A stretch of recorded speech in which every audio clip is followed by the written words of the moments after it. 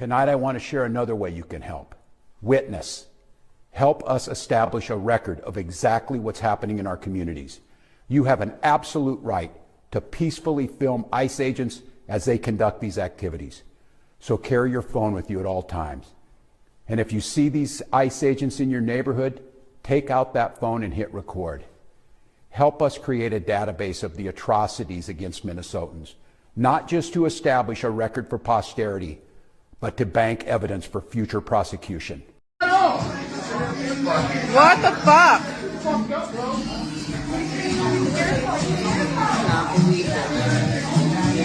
Who's live?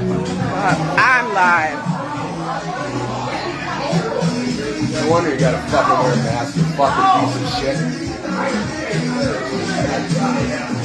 You got the stun guns out. D.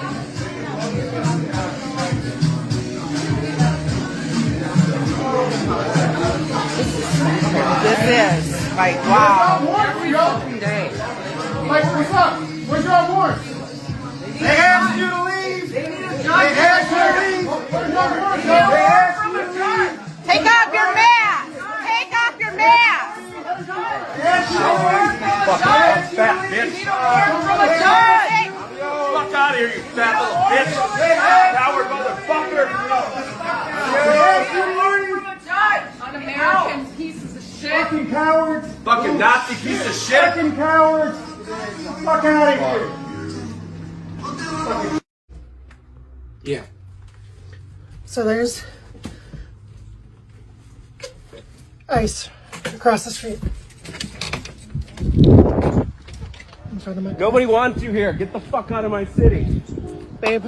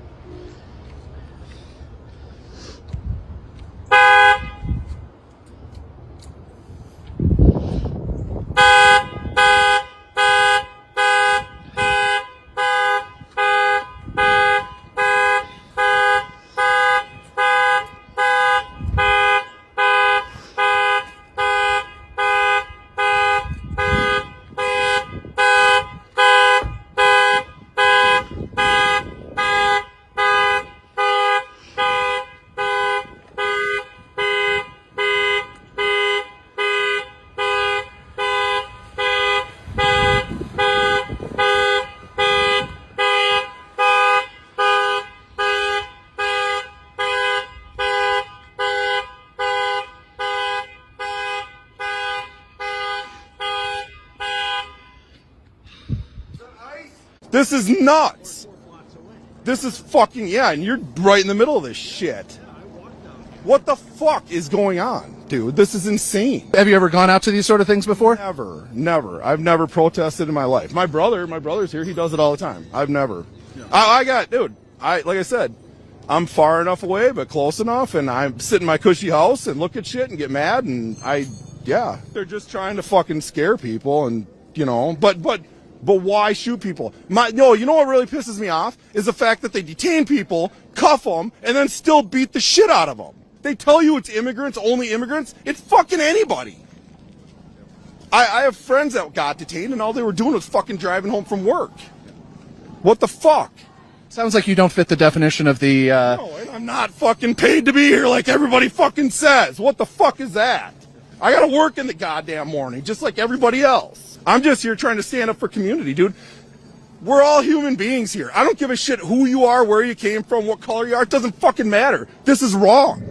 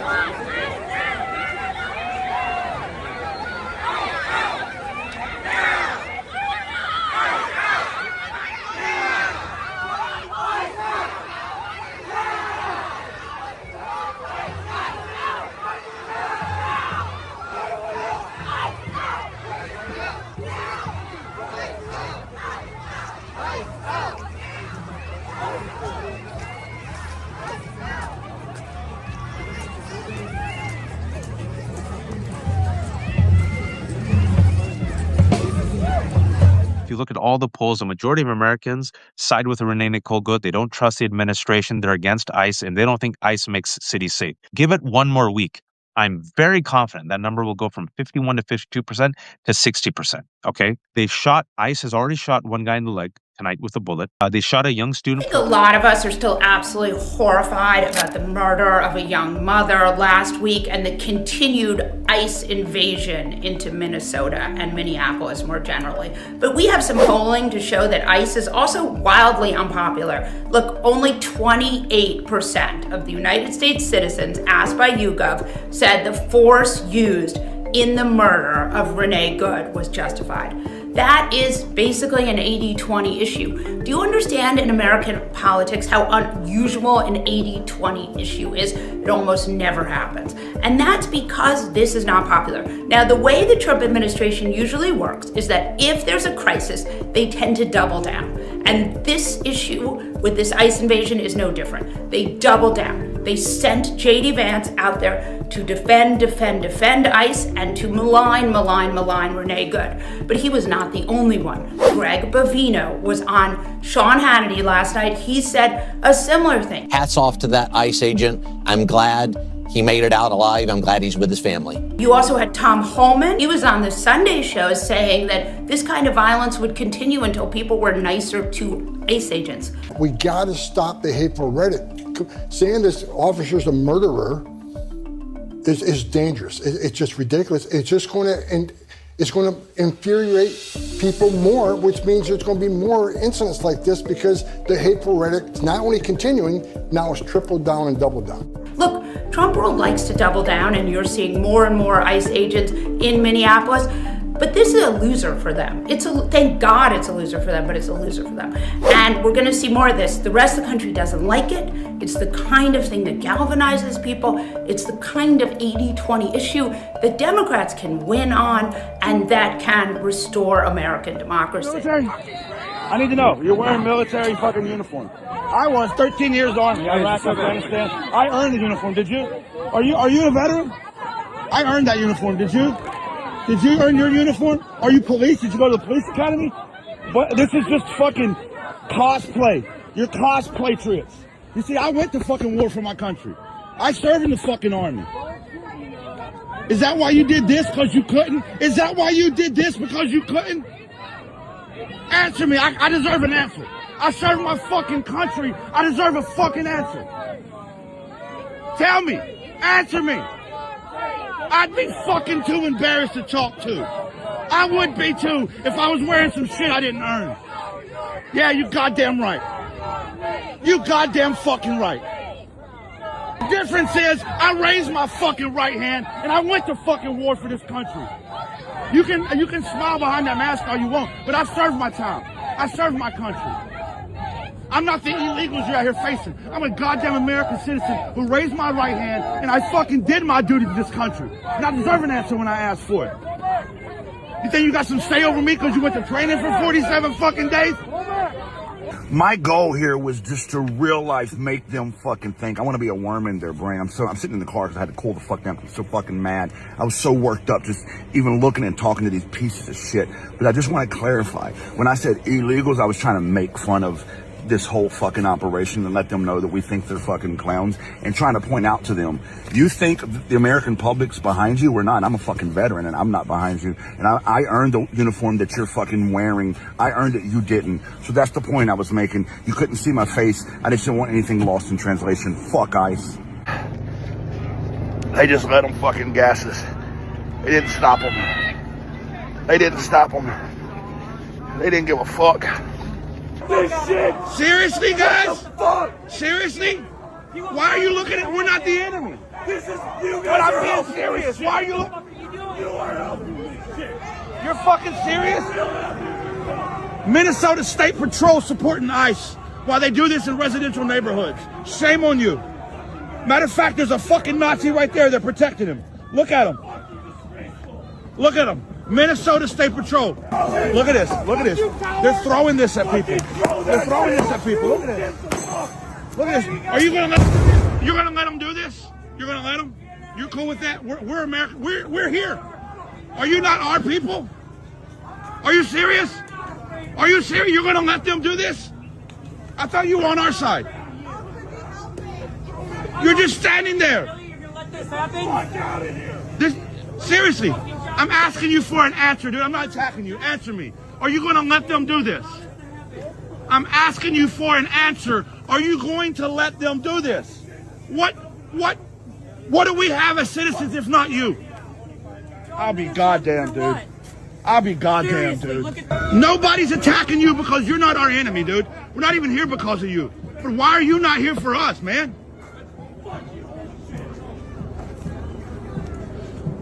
I don't fuck with people that fuck with people I don't fuck with. Listen, we've always known the police are not on our side. But you saw that I tried to talk to them with a little bit of humanity. I tried to just, approach it as a person to see how they would respond, to see if they would step up to ICE, and they don't. So if you ever think that the fucking police or the government's gonna save us from these motherfuckers, look what you just saw. Look what they just did. They're with them. Violently arrested and detained by ICE 2 days ago with my friend in Minneapolis, and I want to share a little bit about the story just because I think it's important that people know. We were alerted that ICE was in our neighborhood, and so went to the scene to continue alerting the neighborhood that ICE was in the area. We've been doing this by blowing on our whistles, honking our horns. So we were following 2 ICE vehicles and doing just that. When they got out of their vehicles, surrounded the car, pepper sprayed into the front windshield vent of the car, and then proceeded to come back and break the glass on both the passenger and driver's side of the vehicle and drag us out of the car and arrest us and take us to the federal detention center in St. Paul, Minnesota. When I was put into the car with ICE, I was with 3 agents. Those agents immediately started to taunt me, mock me. They told me that I was ugly. They took a picture of me. And the worst thing that they said was the driver of the vehicle said that you guys need to stop obstructing us. That's why that lesbian bitch is dead. Referring to Renee Good, who was murdered in Minneapolis in the same neighborhood that we had been taken just last week. And that was absolutely shocking to hear. I rage. I think I called him a fucking bigot. It was like a truly how can you say that? How could anybody say that? Knowing how the community is impacted and grieving. You truly must just not care and not see this person as human. So when we got to the detention center, we were put into ankle shackles and then brought into the U.S. citizen wing of the center. We were essentially had to beg for any water, go to the bathroom.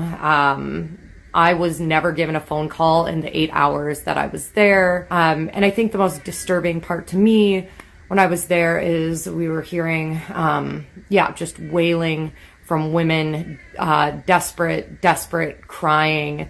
I heard a man say, "Let me go, let me go, let me go, let me go," over and over again. We heard a child crying. Just like all of this pain, we could hear from the cells that we were in. But then that was juxtaposed with hearing all of the federal agents that were walking around in the building that were making the operation happen. They were having small talk with each other. They were laughing. They were, having lighthearted conversation, and just the duality of that and the fact that, how disconnected you must have to be, from your fellow human's pain, be able to talk about those everyday things while people are literally screaming and crying in the background because they've been ripped away from their livelihoods and their families, was, again, I feel like I'm not shocked by much anymore, but it was shocking, and scary. And At one point, my friend who was arrested alongside me, he was brought into another room for questioning by 3 HSI agents, and they offered him money or legal protection for any undocumented family members that he might have, which he does not have any undocumented family members, but they offered him legal protection for any undocumented family members if he gave up the names of other undocumented people that he knew or the names of protest organizers. So they literally offered him a bribe. And another person, another U.S. citizen that was in his same cell, a Hispanic man, was offered that same deal. They both said no. Yeah, it was a wild experience. At the end of the day, we were not charged with anything, which is apparently what's been happening for observers who are being arrested and brought to detention. They're usually let go within a few hours and not charged with anything, which would maybe insinuate that we're not actually doing anything illegal and that this operation is more of an operation of terror, and to scare people, to dehumanize people than it is to enforce the laws. And yeah, I've been a Minneapolis resident for 14 years. I've never felt less safe in my own community with all of these ICE agents running around, on power trips, trigger happy. Yeah, it's a scary place to be, but also, you know, they are thinking that all of this excessive use of force, detentions, that this is going to deter people, that it's going to scare people. And it is scary, but it's also like, they don't realize that we are doing this from a deep place of love and caring for our community. And you can't break that. You know, that is more powerful than fear most of the time, almost every time, you know? And so people aren't shying away. People aren't being pushed into submission. More and more people are getting activated around this issue. People who have never been involved before in protests are showing up. They're figuring out ways to get involved. They're checking in with their neighbors on their block. They don't realize that this is radicalizing us. They don't realize that when you pepper spray that the people of Minneapolis are going to rise up, that the students, the young people are going to rise up. I had a short conversation with a Border Patrol agent when I was in detention, and he just wanted to know, why are you here? I just don't understand it. I don't understand it. And, you know, I explained to him why we are showing up to protect our neighbors. And at the end of the conversation, he's like, no, thank you for that conversation. I just really thought all of you are crazy. And it's like, yeah, we aren't crazy. We aren't crazy. I mean, if it's crazy to show up for your neighbors and defend people who are part of your community, who are contributing to your community, and to prevent them from getting ripped away from their families, if that's crazy, if you think it's crazy to oppose U.S. citizens being arrested and detained illegally. If you think that's crazy, then okay, maybe I'm crazy. But yeah, no, we are doing this from like a grounded place of love, and support and care. So I wanted to share that story, and the love and support that I've experienced post detention has been enormous and overwhelming. But I just wanted to go home when I was in this detention facility. It just kept hitting me that, like, I get to go home. I get to go home. Most of the people in here do not get to go home. I saw probably up to 100, people in that facility, mostly Hispanic, some East African, just, despondent. They don't get to go home. They don't get to go back to their families, to go back to their jobs, to go back to their community. And that is unconscionable. So that's why we're out here doing this work. That's why it's important that we need to continue to fight and fight as hard as we possibly can. And show them that Minneapolis doesn't go out lying down, So thanks again, and keep up the good fight. I can just speak to my constituents in Minnesota. We are being terrorized by Homeland Security and ICE and Secretary Kristi Noem's orders in the state of Minnesota right now. And let me be clear. I'm from a swing district in Minnesota. I have been one of the most bipartisan members of Congress that you will find in the Congress. This has crossed a line. Minnesotans, we want safe and secure borders. We want violent criminals to not be in our community, but this is not what we signed up for. This rogue agency is violating the rights of immigrants. It is violating the rights of American citizens in our communities. This morning, I introduced articles of impeachment against Homeland Security Secretary Kristi Noem. I am proud to have the support of almost 70 members of Congress already from all across the country. Secretary Noem has brought her reign of terror to the Chicagoland area, LA, New Orleans, Charlotte, Durham, and communities north to south to east to west. You'll hear from some of those communities, Minnesota and Portland. She needs to be held accountable for her actions. This is why I introduced 3 articles of impeachment against Secretary Noem. Secretary Noem directed DHS agents to arrest people without warrants, use tear gas against citizens, and ignore due process. She claims she's taking murderers and rapists off our streets, but none of the 614 people arrested during Operation Midway Blitz in Chicago have been charged or convicted of murder or rape. So we know that a lot of people who voted for Trump did so simply because he promised to bring down prices, right? He said he was going to make America affordable again, also bring back manufacturing jobs. He has now been in office for almost exactly a year. How did he do? The answer is that he failed on every single economic promise that he made. The numbers are devastating. So let's start with jobs. In all of 2025, we now know that only 584,000 jobs were created by Trump.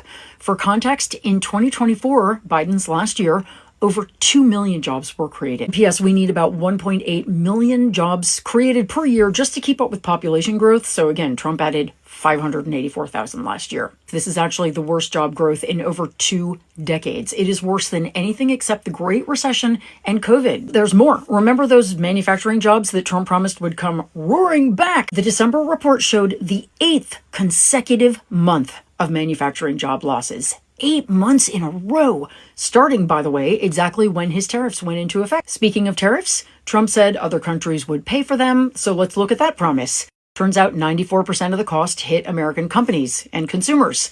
The Tax Foundation estimates tariffs cost each household about $1,100 in 2025. Meanwhile, Trump's trade war produced retaliation from other countries, especially China, which closed off markets for American farmers. So now taxpayers are bailing out farmers again because of Trump's policies. And what about prices? Anybody who goes grocery shopping knows that Trump promised to bring them down immediately and did not. He also said he would cut energy prices in half within 12 months. Instead, they're up dramatically. And inflation has been basically unchanged since he took office. So what is Trump's response now that none of his promises came true? He started making up numbers and calling affordability concerns a hoax and a con job by the Democrats.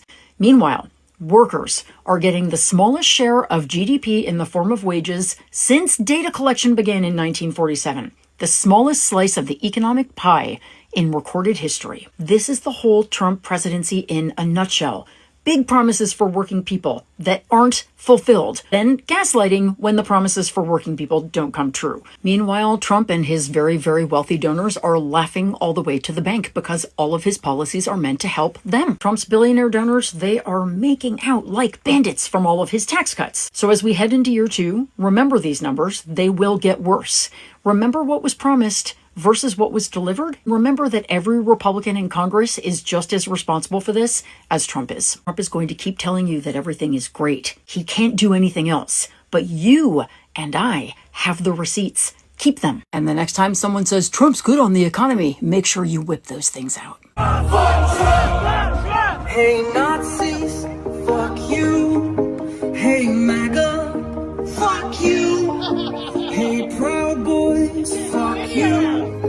Hey Elon, fuck you. Hey fascists, fuck you.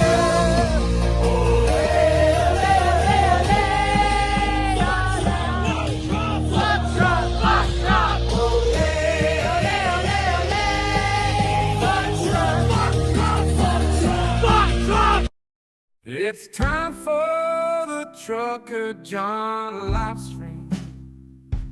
Gonna be a good time,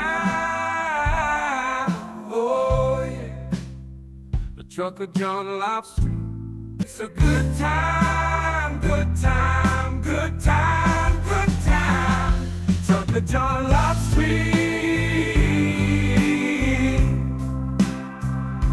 It's gonna be a good time.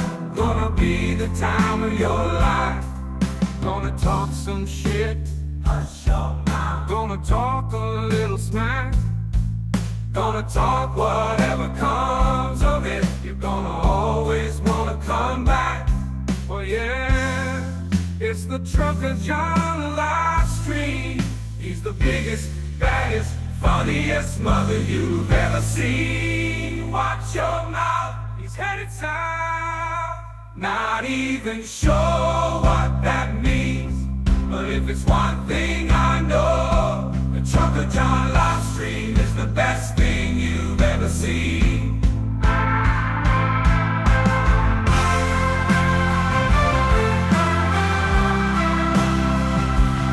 And now, ladies and gentlemen, the moment you've been waiting for.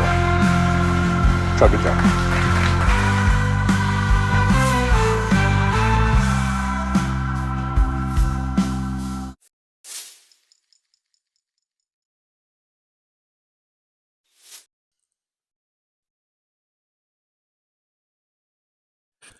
Good morning. Oh, wait, no. Good afternoon. It feels like morning to me, but it's afternoon. Hey, no, good afternoon. So it's working. It is 12:27 p.m. here in Las Vegas, Pacific time zone. I don't know the temperature. All I know is we are 10 to 11, 12 degrees above average for this time of year, which is really, it feels great now, but I don't know what it's going to be like come July and August. That's what's worrisome to me. But yesterday when I left to go to work, it was like, I don't know, it was like 3:30 in the afternoon when I caught the bus. It was 76 degrees outside, sunny and 76. It was beautiful. But this is fucking January, for Christ's sake. It's not supposed to be this way. We basically did, so far we have not really had a winter. All the homeless people I'm sure appreciate it though. So anyhow, thanks for being here, guys. I'm late. I know I'm late. I was going to come out at 11. I was still downloading the intro. It didn't finish up until 11:30, so then I thought, well, I'll just start the show at 12. And then now it's 12:30 because that was a half-hour intro. They get long sometimes. But thanks for being here. I do see Anna Moore was first in the chat today. Aaron West was here. I think Aaron maybe is taking care of a puppy now because I was reading the chat. Jolie, I think, is still here, hopefully. Hopefully we got Jolie here. Anna Moore, there's Anna Moore. Where's everybody? Well, when you came in, the show hadn't started yet, actually. Mad Max here, Slava Ukrainian. Mad Mac, good to see you. Let's see here. Now, the only meme, I know you guys are going to hate me. You're going to say, take this down. I probably won't keep it up too long. That's not what I said. Anyhow, but I just saw this meme and I just thought, well, I'll just save that. I know there's probably better memes, but just know that this motherfucker, let's see, is it over here? Yeah. This motherfucker right here is the face of evil, and he will go down in history as, however this turns out,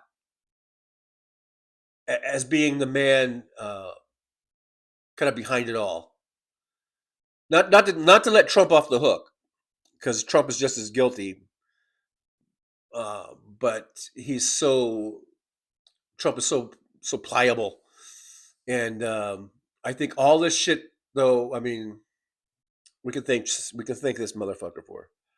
He is a fucking Nazi like I've never seen. This motherfucker right here. Anyhow, guys, thanks for being here. I'm just going to scroll down here in the chat real quick. Catherine Real Health Talk's here. Hey, Catherine, Real Health Talk, good to see you. Thanks for coming on in. Robert Perez is here. Hey, Robert Perez. From down San Diego way. Thanks for being here. I saw you guys last night. I saw you last night in the in my live stream. So thanks for coming there, coming here, coming everywhere. DPD's here. Hey, DPD, good to see you. MJ Daniel is in there from Washington State. MJ says the USA does not negotiate with terrorists. Fuck DJG, fuck MAGA, fuck ICE, and fuck the cop who stands for this shit. We will remember. That's a lot of fucking, by the way. I hope you're ready for it. MJ Daniel, way too many police are hardcore MAGA. Yeah. Let's not forget that. I mean, we want to. We're wondering why the cops aren't helping out. Those motherfuckers. It wasn't too long ago we were standing with BLM. There's been documentaries. There's been shows done. I've mentioned it before about how there are cops and military people that are they're in this white nationalist, this evangelical white nationalist, groups and organizations. They're thick in it. And that doesn't mean all cops are bad. Doesn't mean all military people are bad. I'm just saying there are huge swaths of these evangelical white Christian nationalist fucking Nazis, pedoprotectors that are in deep and in heavy in our military and our law enforcement.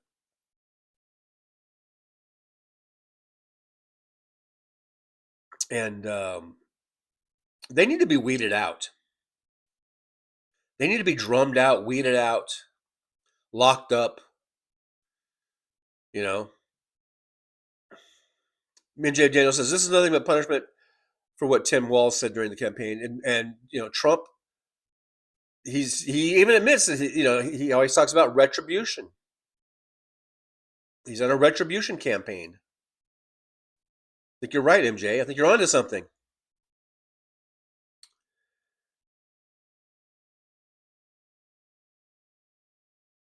Rob Perez, GOP is demonic.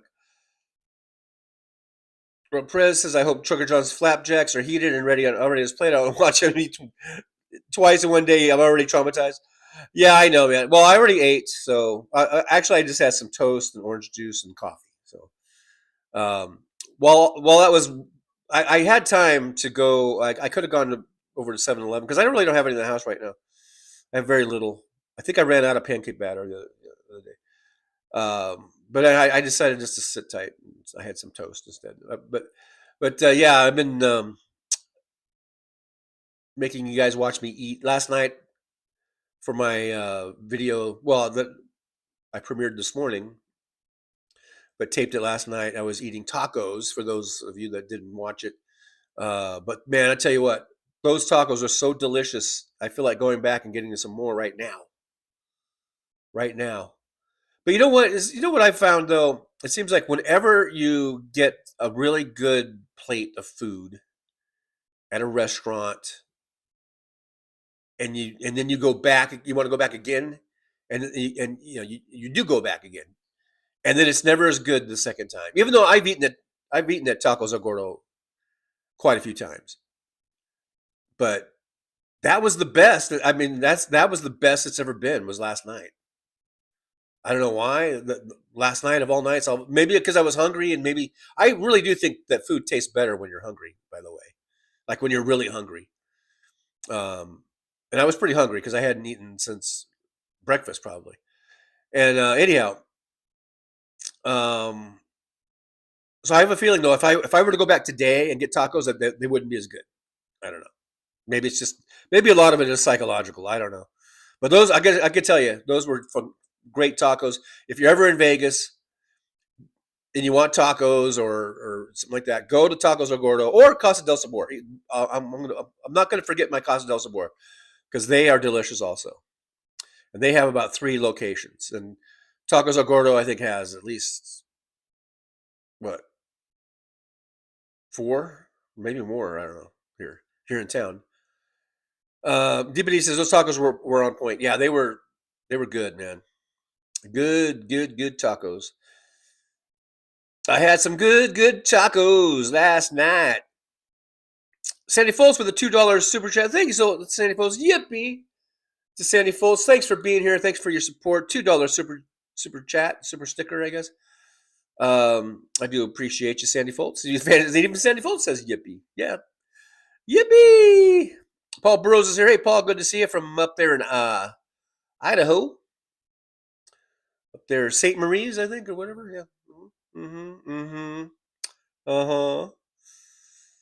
Anwar says, my utility bills have gone up considerably, and adding to that are the AI data centers popping up in New Jersey, which take up a lot of electricity.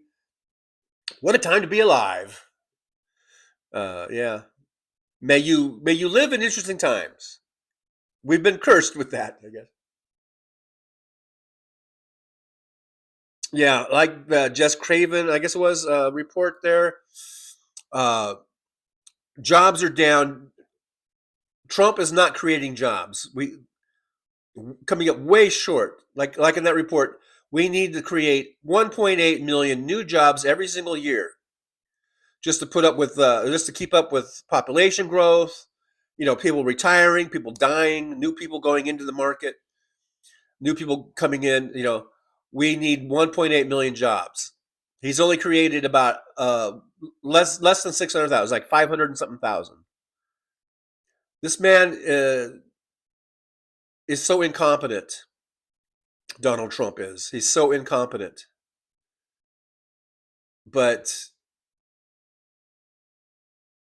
And we knew that. And MJ, I think Jim General, I think maybe it's down further. I was reading the chats up here too. I think MJ, you said that you weren't surprised. Yeah, we aren't surprised. None of us on the left should be surprised. This is what we were warning everyone about. We were trying to sound the warning, especially to the independents and to the people who could go either way, and to wake up Democrats who don't vote, which I don't understand. If you're going to register to be a part of a party, then fucking vote. For Christ's sakes, we have more registered Democrats. There are more registered Democrats than there are registered Republicans. So there really is no excuse for Republicans winning so many offices. But people don't fucking vote. If you're not going to vote, just don't register. Then that's how I feel. Don't tease me with your registration. Anyhow, but yeah, we're not surprised because we've been talking about Project 2025 for over a year now. 2 years now. Before the 2024 elections, we were trying to warn people about 2025. Project 2025. We've been sounding the alarm, but people aren't listening. The message wasn't getting out, apparently. So DPD says, do you live in an apartment or a house? Oh, talking about to Anamore, because you may want to invest in solar panels if you can. Anamore, he is a foodie and he triggers me. Hey, Elizabeth Martinez is here. Buenos dias, John, says Elizabeth Martinez. Buenos dias to you as well, Elizabeth Martinez. Sandy Foltz says, what is this ice crap mean?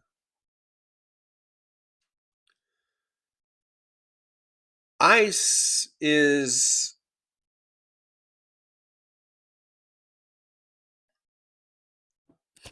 Do you not know what ice is, Sandy Foltz? Ice is part of the Homeland Security for immigration enforcement. It's basically, remember the old days? Remember, I mean, we've been actually talking about ICE, even before it was called ICE. You know what I mean? I mean, we've always had immigration. We've always had,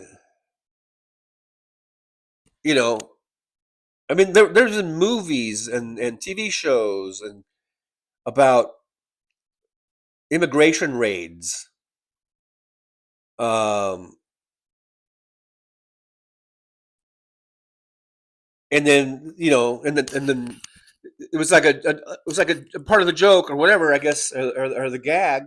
As you call it, a gag or the bit is like, immigration, immigration, immigration. People are screaming immigration. Like they're warning each other about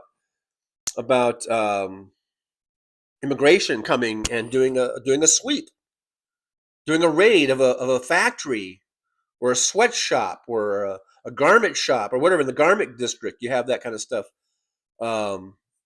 My whole page is locked up, it looks like. So immigration has been around forever, but I guess the actual Department of ICE, I think that comes out of 9/11, where they actually made immigration and customs enforcement. But immigration's been around; it's always been a part of our immigration department for decades and decades. But ICE is immigration customs enforcement. They're the ones that go around and round up people who are here undocumented. We just haven't done it this way before. I don't. In all the years that ICE has been around and immigration's been around, I don't recall seeing people just being plucked off, just being basically rounded up or just kind of picked off. See, the difference now, I think, is that you have these groups of really untrained people that are given a lot of authority.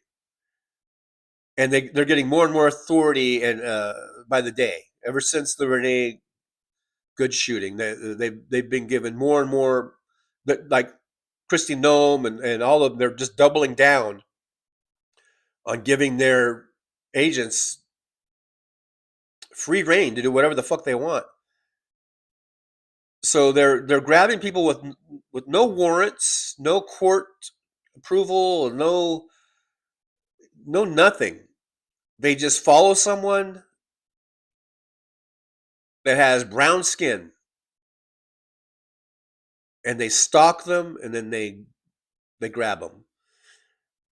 That's not how it used to be done. They used to have to go get court orders. They would probably have some sort of investigation. They would present something to the court like, we believe that this business is using undocumented workers, and so we would like to go in there and check for the records on file, who they have, and if anyone's not documented, we would like to take them and deport them or whatever. So, but there was a process. That's part of due process. Now they've stripped that away, and now it's all racial profiling and a violation of constitutional guarantees of due process. It's very unconstitutional.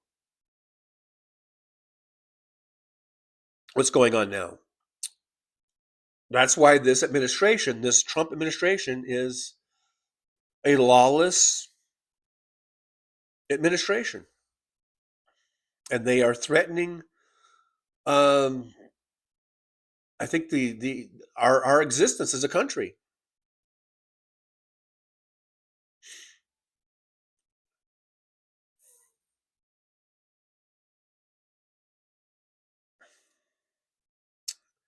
Let me see, where did I leave off in the chat here?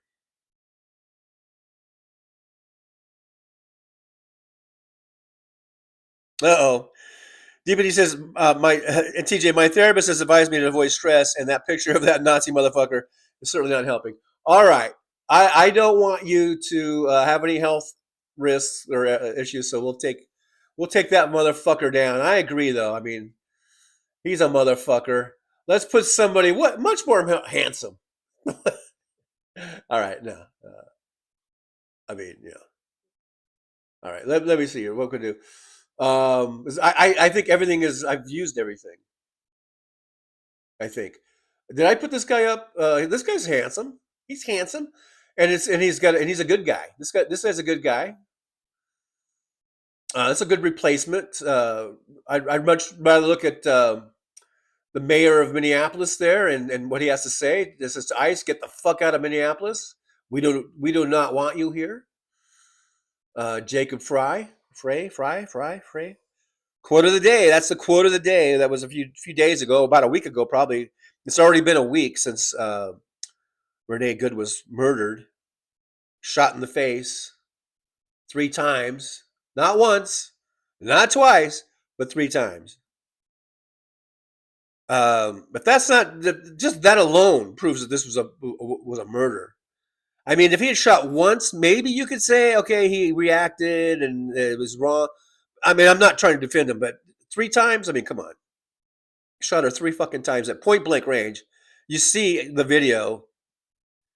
Jonathan Ross, from the muzzle of his gun to where Renee Good was sitting in the car seat there, in the driver's seat, was probably, like 2 feet.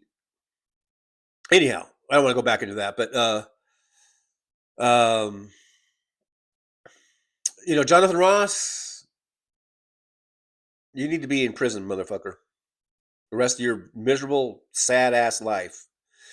You are not a good person.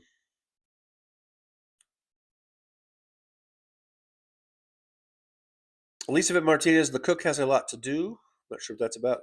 Oh, about the food. I'm talking about they were good. Yeah, has a lot to do with it. Yeah, maybe it depends on who the cook was or whatever. I don't know. Yeah. DPD says, guess who has joined the Nazi Gestapo? Enrique Torres, the leader of the Proud Boys, who should be serving 22 years in prison but was pardoned by the orange pedophile. Way to go, Florida. Does not surprise me. I'm sure there's plenty of other insurrectionists that were pardoned that are now getting paychecks to work with ICE, work for ICE. DPD says the only jobs that have been created reside with the Nazi Gestapo. Sandy Foltz, how many rides did you have yesterday? Oh, so you didn't watch my video, I guess. I see you, Sandy. I posted a video this morning that talked all about it, but I guess I'll go ahead and we can talk about it. I only got 7. But it got real dead real quick. I mean, like I said, I was rolling along pretty good. I got my first 7 pretty quickly, or not quickly, but within the first I guess 5 or 6 hours or whatever, 5 hours, I guess. And then, but man, I feel like around 11:30, it just got dead. It got dead, and I was just sitting in a taxi line, and then I could hear there, because there's a radio, like a little radio that people can you're not supposed. It's not like a CB where you can just have a conversation, but a couple times people were some drivers got on there and they're like, "Is there anything going on anywhere? Because it's dead. I'm sitting over here and blah blah. It's really super dead. How about the airport? Is there anything going on at the airport?" And then people are like, "Nope."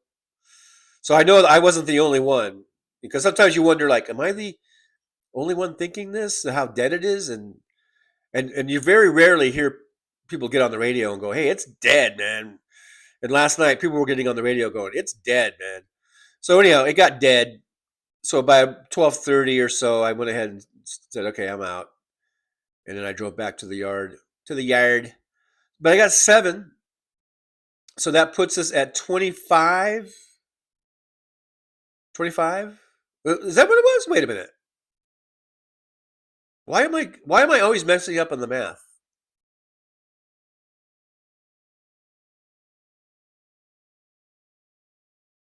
Because I think I just need 20 to go then, right? Because my goal is 45. I think I have 25. Wait, do I have 25? Because I did 7 and 7 is 14. I did 11 last night. 14. 10 is 24 plus 1 is 25. So I think I only have 20 to go. Why was I thinking I had more? I was thinking that I had more than 20 to go. I just got to do 20 more and I'll get my goal. And I've got tonight and Friday and Saturday. I got 3 days to do it, to do 20. So I'm pretty confident that I can do it. But yeah, it was just 7 last night. But tonight's Thursday, and usually Thursdays are busier than Wednesdays. I'll say that. And I don't doubt I'll get at least 7.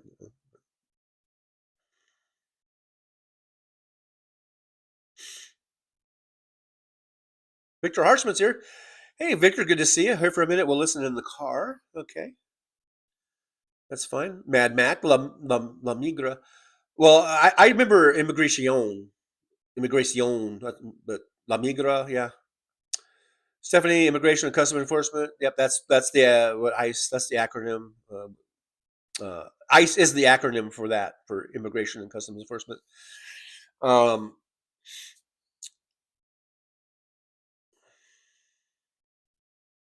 God, I'm already caught up. I think I'm caught up pretty much with the chat.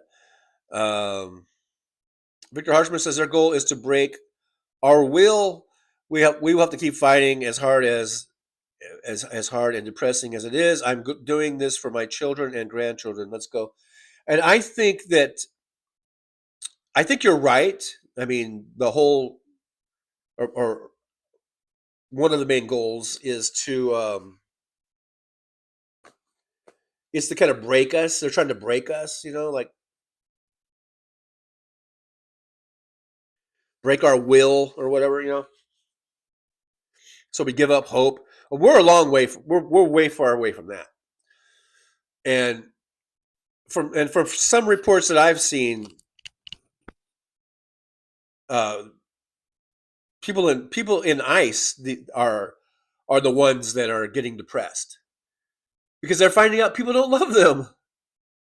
I mean, they didn't give a fuck. They don't give a fuck if like brown people don't love them because they hate them. But they're finding out that white people don't like them. White people don't want them there. White people are telling them to get the fuck out of this restaurant, get the fuck off my street. And that's depressing them. Oh, poor babies. They're getting depressed. But it is hurting recruitment. They're trying, Trump and Stephen Miller, they want to make this fucking Gestapo brown shirt army. And they are, from what I've read, maybe I should do a little more research and get more verification on this, but I've just seen some reports from another YouTuber who's been posting stuff about how recruitment is down and they're really desperate and they're willing to just take volunteers and all this kind of shit. And how these agents, they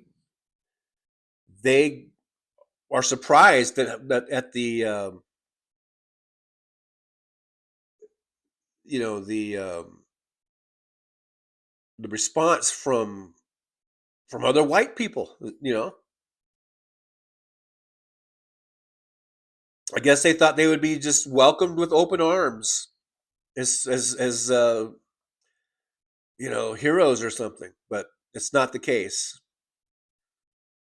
Most people, and I think this is across the aisle to some extent, or on both sides of the aisle to some extent, that when they see people getting treated like this, and all these videos I've been playing, and everyone's been playing everyone's playing them on the YouTube, all these videos of people being dragged out of their cars and being, beat up and to the point of unconsciousness, to the point of we're not sure if the person was dead or alive or not.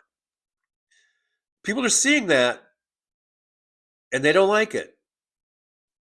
And that's why Kristi Noem and Trump, they get so upset when Governor Walz says, get out your camera and videotape this shit and put it out and post it and let the whole world see it.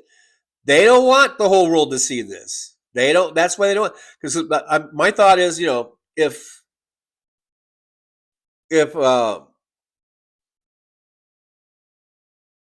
if they're doing such a great job, then they should not be opposed to people, taping them. Now, what's funny though, like right after the Renee Good shooting, that's when we reported that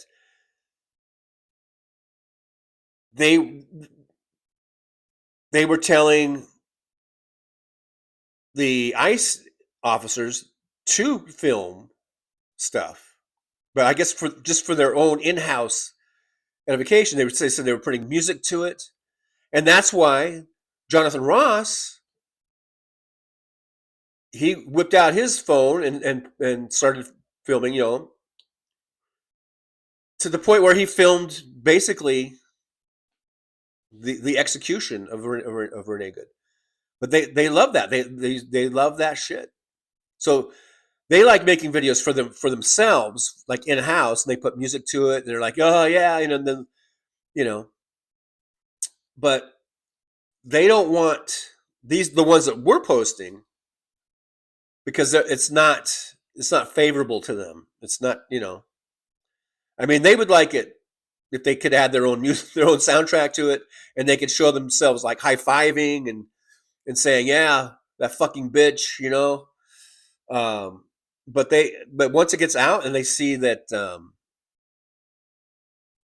American population isn't going for it, then they don't want it out.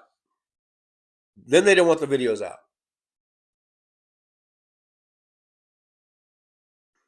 So I'm glad that Tim Walz said, hey, get out there and get those videos out there.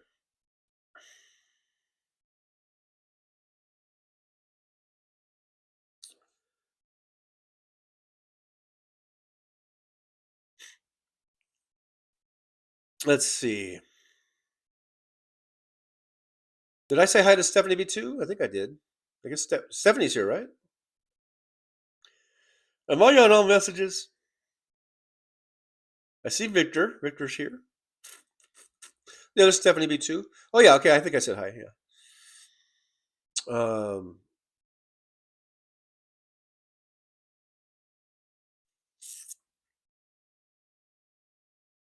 David Weiss from Denver is here. Says, remember Mythbusters? Oh, of course. I love that show.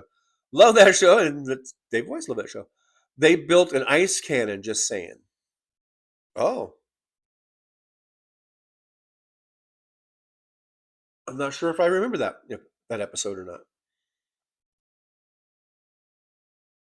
Mad Max says, I'm still wondering why the local politicians are not telling the local police departments to help the citizens. Of course, they want to start an ICE versus police war, but people need fucking help, damn it. Well, on the Bulwark, it was Tim Miller actually interviewed Jacob Fry, this man here in this picture, and kind of asked them the same thing, or they were talking about the same thing. And you could tell that the Mayor Fry there was very much kind of in a hard spot there. Like, I mean, yeah, he doesn't want this to become. No one wants this to become like a shooting war, because once it gets to that point, I mean, who knows what's going to happen. So he can't, pit his police department against ICE. And then he said that they also, he says they're greatly outnumbered and they have bigger guns, meaning the ICE has bigger guns, and they're greatly outnumbered. I guess Minneapolis, St. Paul area, they said they only have like 600 cops or something, and I guess they've brought in thousands of ICE agents. Like, was it 2,000 or something like that? So he says they're greatly outnumbered, and that ICE has bigger guns. And I think Tim Miller was asking him, like, why don't the police start arresting ICE? And Jacob Mayor Fry there was saying, yeah, that they can arrest them. They can do that, but I don't know. I guess he's just trying to. I guess it's a really delicate. It's not as easy as we might think, because you don't want to start a war. And so you want to try to keep you want to keep your citizens safe, but you want to keep your officers safe too. So I mean, it's a tough one. Like, where do you engage? Like, at what point do you engage? I think maybe once you start seeing, a half a dozen agents kind of on top of a guy who looks like he might not be breathing anymore, maybe that's when the cops step in. I don't know. Maybe just a little bit before that. Maybe once they start breaking windows of cars, maybe that's when the police can go, no, get back in your vehicles, guys, get out of here, or I'm going to arrest you. That's what the cops should be doing, I think. And we've seen some videos where cops were. I've seen it where a couple of videos where cops actually handcuffed some ICE guys and let them off, led them away. Yeah, Mad Max ICE filming themselves is like porn. Yeah, they're snuff films. But definitely the really good one was the guy made his own snuff film.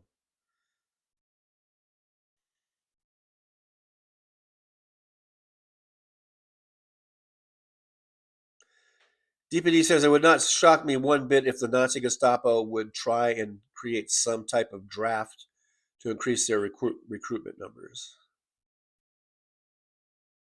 Yeah.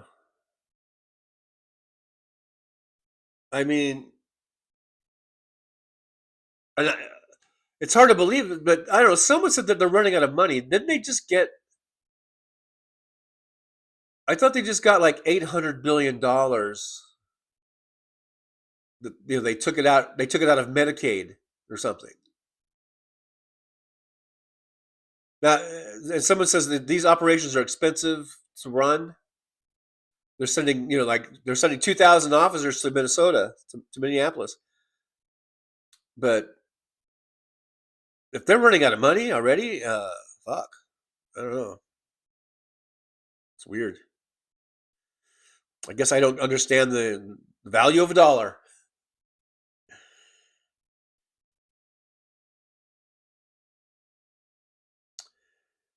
Anna Moore says these ICE thugs have been federalized, therefore they have power over local police in immigration matters. But if they're grabbing U.S. citizens, which they are, they can't.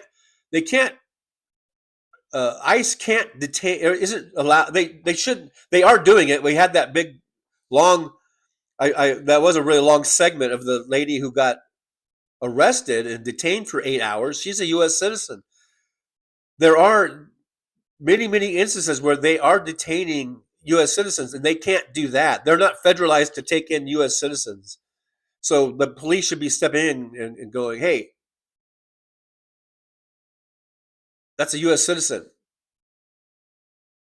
Even if the person just says they're a U.S. citizen, a cop should be there to go, hey, he says he's a U.S. citizen. Because a lot of reports and videos I've seen, people say, I've got ID, let me get my ID, and they don't give a fuck. They're like, I don't care about your ID.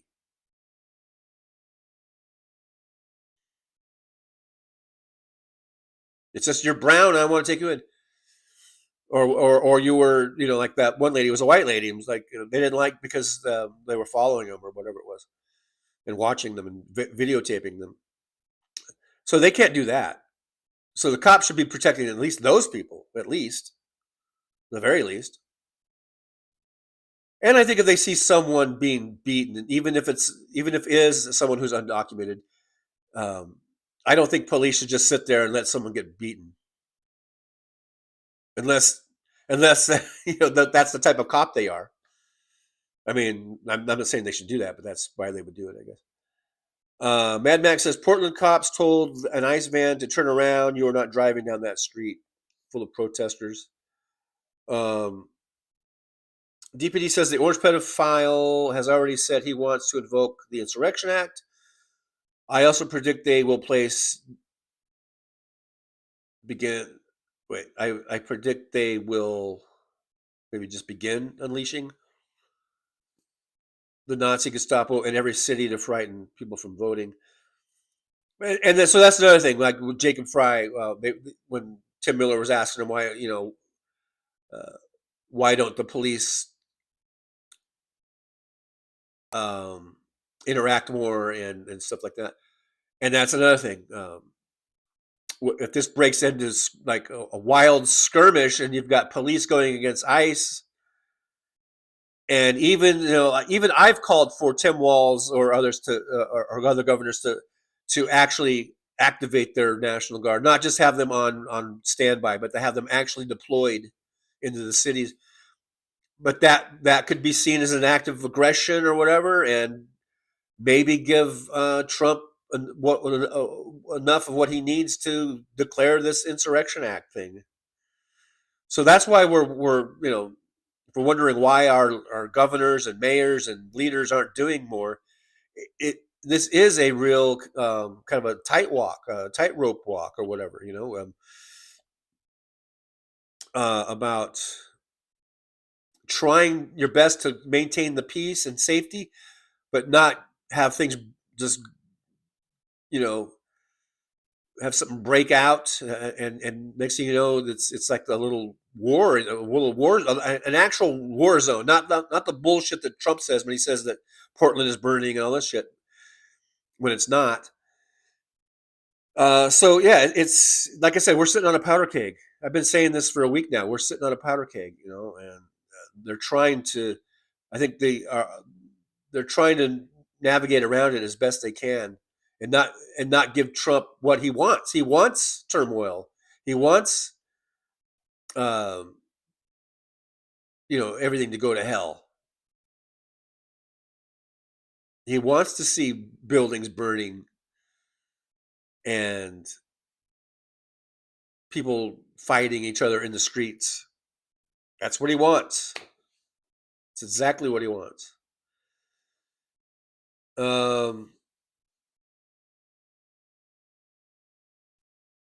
Mad Mac, they've got bazillion dollars. I know they got $800 billion from the big bad bill. Sonny Folks, where's Josh Seas? I don't know where Josh Seas is. He might be working or something. I don't know. Mad Max says there's enough slush money to give every ICE hole a $50,000 yearly bonus. Average Americans receive $2,500 yearly bonuses. That might be where all the money went, because from some reports I've heard is that maybe they're running low on money. Danny Pomeroy says this whole Trump thing is crazy as it gets, with Donald Trump campaigning on America's open border, when in fact America's borders are never open. But here we are, no ICE on the borders. They are in our cities.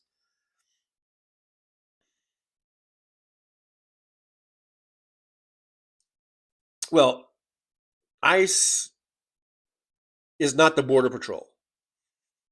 Don't confuse ICE with Border Patrol. That's two different things. DPD says Hakeem Jeffries was asked point blank, would he defund ICE? He said no. However, they do need to be restrained and have more regulations and strip them of some of their rights. What the fuck? They are murdering people.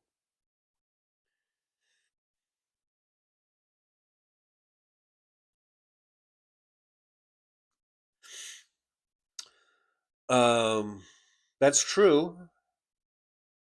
How about this? How about we say they don't have absolute immunity? How about instead of saying, as a politician, okay, you and I can say whatever the fuck we want. As a politician, you got to kind of watch what you say. You know what I mean? That's part of being a politician. There's I don't know. There's certain things you got to watch out for, and I'm not sure of just coming out and saying, yeah, abolish ICE. I mean, yeah, that would win some votes for people like you and me. I probably would think, yeah, that's cool. I don't know. Being a politician is probably not as easy as you think it is, or maybe it's easier than I think it is. I don't know. Maybe you should just say, yeah, fuck, abolish ICE. A lot of people would probably go right on. They probably if Hakeem Jeffries were to come out and said, yes, I should be abolished, he might gain a lot of votes. I don't know. He might gain more than he would lose. Who knows? But if he's too afraid to do that, maybe he should say something like, we need to enforce rules of engagement, and we need to when an officer shoots someone, that case needs to be fully investigated, and if that person is found to have acted improperly, they need to be charged accordingly, including up to a murder. I mean, or something like that. I mean, the way it sounds like, it does sound like he's just letting them off the hook. You can't let them off the hook. MJ Daniel says local law enforcement need to follow the law and remember who they work for. We the people, not DJT.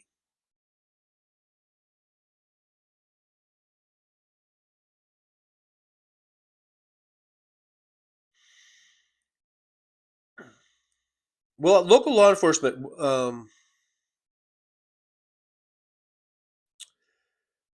what are they doing and what are they not doing? I mean,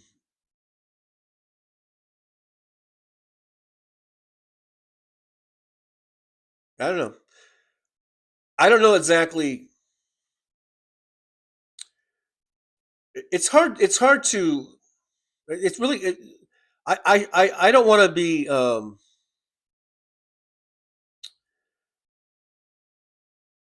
I don't want to make a judgment just based on some of the videos that we've watched, because I don't know if we always get the full story.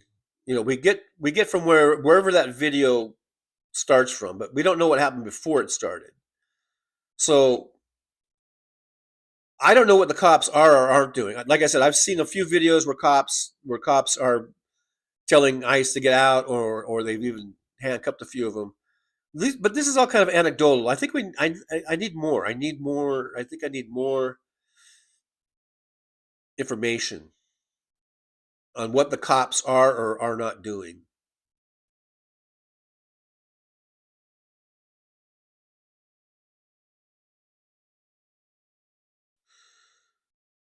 Like, if you're a cop, I mean, what are you doing? Like, okay, so you're in your car, maybe you're patrolling, driving around, you're on patrol or whatever they call it,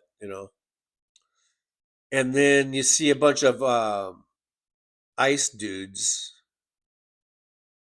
surrounding a car,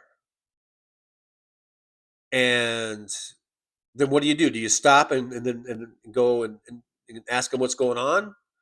Or do you just keep driving by, or what are cops doing? I wonder. Like, not just isolated, not just anecdotal, but I mean, like, what are they? What are most? What's? I wonder what the common thing is. Like, if a cop sees a ICE, I mean, they might just think, oh, that's well. And the old, maybe in let's say pre-Trump, let's say going back before 2016, even. I guess if a cop saw a bunch of ICE, a bunch of ICE agents wearing their ICE uniforms, which were different back then. I don't think they were all militaried out. They were like, they just wore like jackets that said ICE, or something. If a cop saw that, he probably would just assume, okay, they've got a warrant. They've got the court papers, everything. Everything's up. They're doing everything right. They're going to go in. Either it's a house or maybe it's a business, and it's all on the up and up, and they're going to go and grab some people and take them in to an immigration court, where they'll decide if they should be deported or not, or whatever the deal is. But now it's different now. So I wonder and if you're a cop that maybe been a cop for a long time, you might still be thinking of the way things were before Trump. But now we see ICE And I assume that they don't have any of that stuff, that they don't have court orders, they don't have warrants, they don't have anything. And they're just rogue agents that are just picking people off because of the color of their skin. But I don't know if cops see it that way. They might just think, oh, they're doing their job. I'm not going to interfere with them doing their job. So I don't know. I think we need more. I think I need more than just some random videos to make these judgments. I need more. I need more information on what cops, police forces are, what their attitude is, what their role is.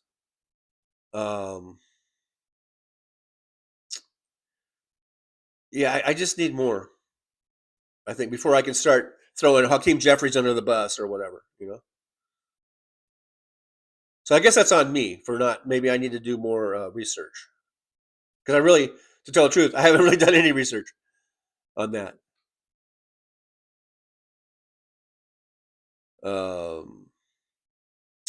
Dan, remember what Beirut in the 1980s and Yugoslavia in 1990s looked like? That is what DJT and MAGA want to bring America to, or want to bring to America. You know what? Here's a thought. Here's a thought that I was thinking of. I've always wondered why, or I guess why is Russia like such a shitty place? From what I've heard, I've never been there, but it just seems like a shitty place. I mean, it seems like land-wise, it's huge. Population-wise, they have way less people than we do. I think they have like half the population that we have. I think, I don't know.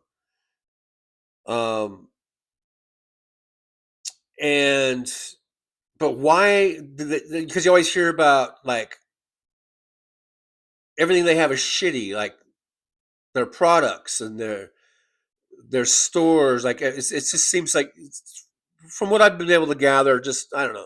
It just seems like everything is like just shitty and crappy, or to get something good, I don't know. It's hard to get good products and stuff like that, and so I was wondering, like, why is it that way? And now I think we get an idea of that. That's where we're headed to with Trump and whoever his successor will be, or if we end up with the JD Vance. It's like it is really this this sort of gilded age where there's this top ultra rich group of people, and then almost everyone else is just poor, working poor, just barely making it. And that's definitely where we're headed to. We've been headed that way. I mean, as far as the shrinking middle class and all that, but I think I guess this is what happens when the leadership becomes so tyrannical and authoritarian like, and everything, all the tax breaks, all the money and everything, it goes to the top, and everybody else gets nothing or gets crumbs. That's what, I guess that's why, because I was wondering, why is Russia that way? I mean, like they why aren't they advancing in the 21st century? And now here we are, like right behind them. I don't know if I'm making any sense, but I know, I just feel like I'm getting a little glimpse of why are other countries that they seem to be like struggling, but why are they struggling? Like, when it seems like if you just do I don't know, like all of the Scandinavian countries seem to be, they always get rated as being the happiest countries in the world, and why is that? It's because they have strong social safety nets. They have, they pay a little extra in taxes, but they all have health care, they all have education, they all have good paying jobs, and if those that can't work are usually taken care of. and they're very happy. Why can't other places be like that? Why can't America be like that? It's just kind of mind-boggling. And we can be that way, but it all comes down to corporate greed and just greed of the ultra rich that buy off politicians. They've bought off our government, taking it over. MJ Daniel, they have no immunity. Follow U.S. law, and you have nothing to worry about.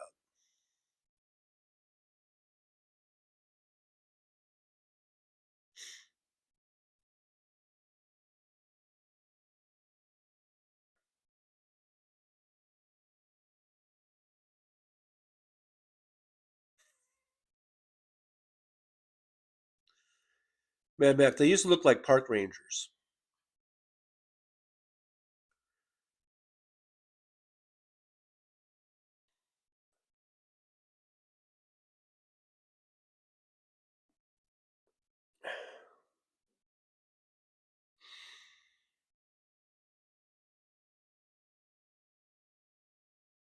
I'm trying to remember.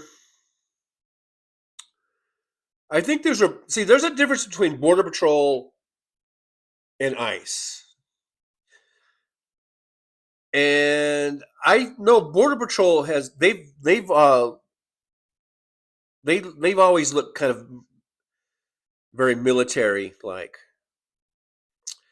and they usually wear green, like a green uniform, but it's usually just a solid green. It's not like a fatigue, or it's not like a camo. I guess I should say, not fatigue, but it's not like a camo or anything like that. And because I'm trying to remember I remember one time. This must have been in when was this? In the 2000s. I was driving for Prime Inc. That's right. Okay, so I was driving for Prime Inc. in 2000. What year was that? 2009? Let's see. I'm trying to remember the year. I don't know if it really matters. I guess it might not matter what year it was. So, because I don't know if it matters who the president was. It was either Bush or Obama. But anyhow, and I had whenever I was on Interstate 10 as a truck driver, I always went through a lot of check stations that were staffed by Border Patrol mainly. But so I remember Prime Inc. is headquartered in Springfield, Missouri. And I was leasing a truck through them. And I ended up not liking Prime Inc. I didn't like them. It wasn't working out. So I went back to Springfield to turn my truck back in. I got out of the lease. It was what they call it, no fault lease or whatever. Like whatever it was, you weren't locked into it for any period of time. You could just get out of it whenever you wanted. And I had been doing it probably less than a year, probably like 10 months or something, or maybe even less. I don't know. And it just wasn't working out. So I told them I'm going to turn the truck back in. I'm going to get out. I want to get out of the lease. And they're like, okay, just bring the truck back in.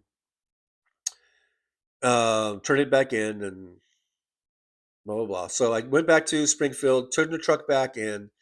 And then I had to I took a bus home. I guess I could have flown home, but I had a bunch of stuff in my truck still. I remember I tried to empty out as much as I could, I guess, but I still had a bunch of stuff in the truck. So I had a really big suitcase, and I didn't want to bring it into like an airplane. It was really big, and I had a bunch of stuff in there. It was so heavy. I remember the suitcase was so heavy. So I just took a bus. I took a Greyhound bus all the way from Springfield back to California. And I remember, I think we were in Arizona. somewhere, probably right off I-10, somewhere in Arizona. Where was that? Or was it California? It might have been California. It might have been in Blythe, which is just on the California side of like the Colorado River. The Colorado River right there. That's like the state line between Arizona and California. So I think it was Blythe, if I recall. Anyhow, so the bus stopped there in Blythe, and then in a parking lot. I remember they pulled off, they stopped, and then all of a sudden, I think they were Border Patrol. I don't think it was ICE. I think it was Border Patrol. They board the bus, and then the guy yells. He had to yell so everyone in the back could hear. But he's yelling like, "Get out your IDs! Everyone, get out your ID!" And my first thought was like, "Fuck you, man." I mean, this is my thought. I didn't say this, but my first thought was like, fuck you. I don't gotta show you shit, motherfucker. But then I thought, I just want to get home. I don't want any fucking hassles. I'm trying to get home. I'm in California now. I'm still a few hours from home, but my first reaction was like, "Fuck you! I ain't showing you shit, bitch." But like I said, then I was like, you know what? I don't want any fucking hassles. I just want to get home. So I got my wallet out, and I remember I was sitting in my seat. And I just was holding my ID up, and I guess that's what everyone was doing. That they were holding up some kind of ID. I had my CDL. The guy walked by. He didn't even look at it. I mean, he just saw me. He saw white dude, I guess, and he barely even paid any attention to me. But he was going by for most, because almost everybody on the bus were like Latinos, I guess. So he was going by and looking at their IDs, looking at their paperwork, and they actually did haul off a couple people, as I recall now. They took a couple. They didn't drag them out. I guess I'm maybe exaggerating, but they grabbed a couple people and took them off the bus. And I remember looking out the window of the bus, and they sort of had them thrown up against the car, and like they were gonna cuff them or something. They were like patting them down, and it was a girl and a guy, like a couple, like a young couple, and she was crying and all this shit. And I remember going, wow. I was like Trump. I'm like, wow. I was looking out the window. Wow. What a view. No. No, I remember looking at him going, wow, these poor kids, So, yeah, I don't know why I'm recalling that. I'm not sure what that has to do with anything. But I mean, they didn't have proper documents apparently, and they didn't, like I said, they kind of had them against the car and were patting them down, but they didn't beat them, they didn't jump on them, they didn't throw them to the ground and stomp on them. They just escorted them off the bus, and then their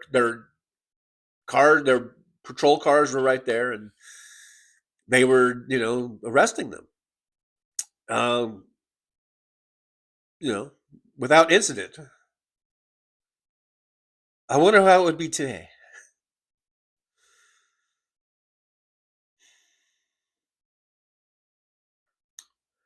MJ Daniel says ICE has no jurisdiction or authority and need to work with local law enforcement, and they have been largely ignoring them. Yeah. So I guess in the old days, like I said, they would get court orders, they would get warrants, and they would probably coordinate with local police, probably give them a heads up, like, hey, we're going to go do a raid at this textile mill or whatever. And now they're not doing any of that.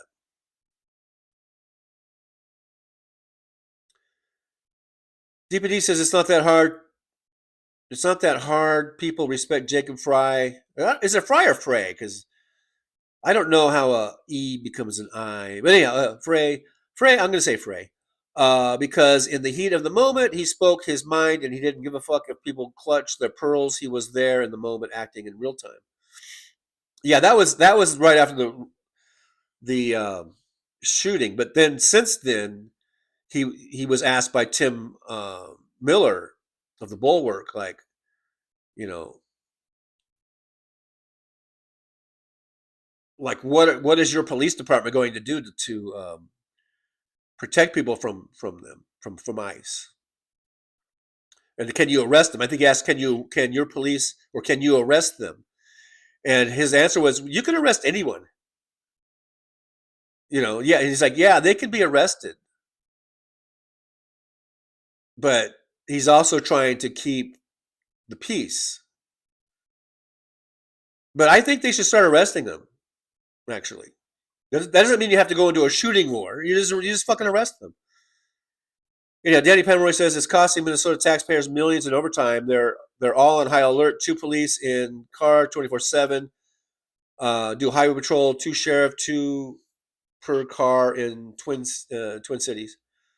Mad Max says, just got a newsbreak message. Orange Pedo is funneling money from Venezuela oil sales to bank account in Qatar. It's always about the grift, isn't it? It's always about the grift. Jolie says 20% of people in Russia don't even have indoor plumbing. Yeah, why? I always thought of Russia as being like the number 2 superpower in the world, and China number 3.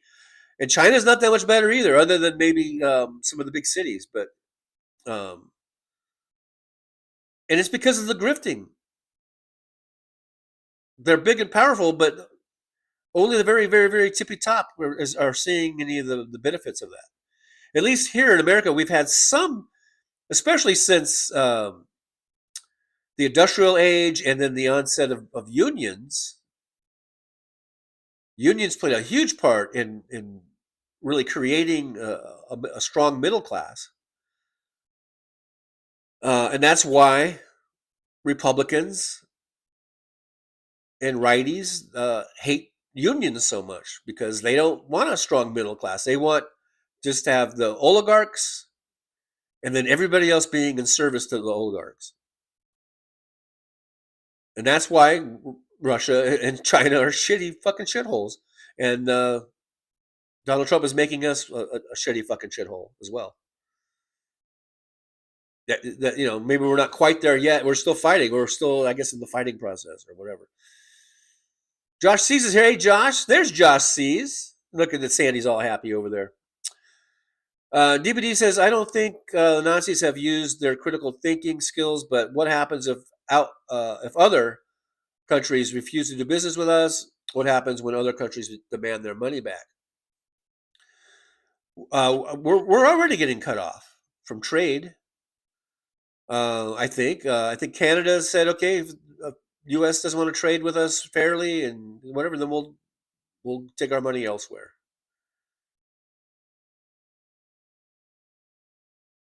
They don't look. They don't have a plan.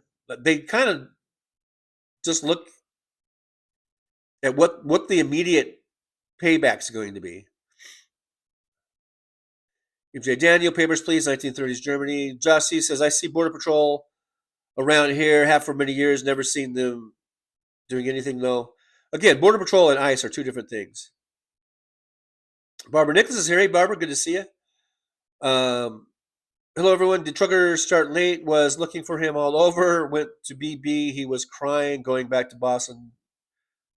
Didn't work in California. Oh, is that what he said? He's going back to Boston? I didn't hear that. I did have him on. I did have Boston Brian on. I didn't see that. Isn't there a song, Going Back to Boston? Or something like that? DPD says, Krusty Gnome just today announced that people should carry their papers. But what the fuck? Yeah, because she's a fucking Nazi. And everyone should tell her, you know what? We're not fucking Nazis, you Nazi. You fucking Nazi. Mad Max says, damn, an ICE car was raided and they found lots of horrible documents calling people targets and challenge coins with Nazi language and skulls. This is fucked up. Check Jesse Delamar after TJ. Yeah, it is fucked up. It's totally fucked up. And Tom Holman and Christy Noem, they're completely okay with it. They probably, if they, I'm surprised they haven't pinned a medal on Jonathan Ross yet. Because that's what they're going to do. Instead of, having him brought up on charges or at least even being investigated, they wouldn't even investigate the shooting. I mean, we all know, we've all watched enough cop shows to know that whenever there's an officer involved shooting, internal affairs, the almost like demonized internal affairs. They're always internal affairs. It seems like they're always depicted as being these evil pricks that are just out to get your job if you're a cop. Internal affairs, because God forbid, maybe you were dirty, maybe you shot someone you shouldn't have shot.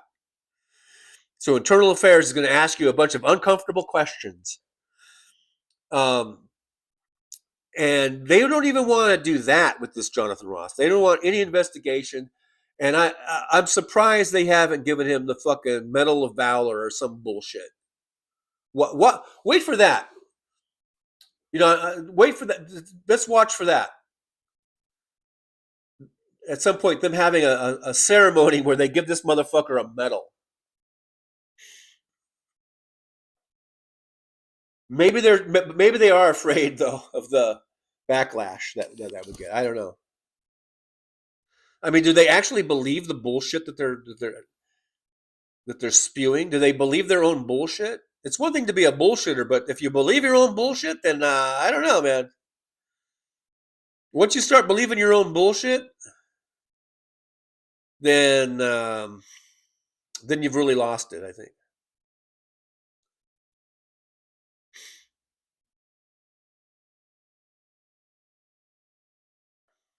DPD says, yeah, I heard that too. He's funneling money into an account in Qatar. That might be his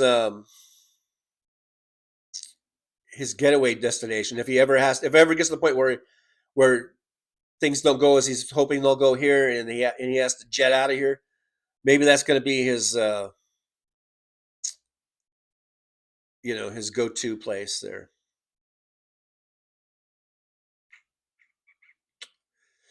Oh, please come to Boston. Search for you. That's right. Barbara Nicholas. AMA, thanks, Jolie. No work today.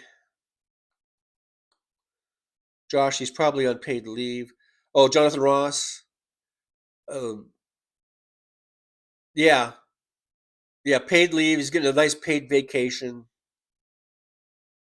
for murdering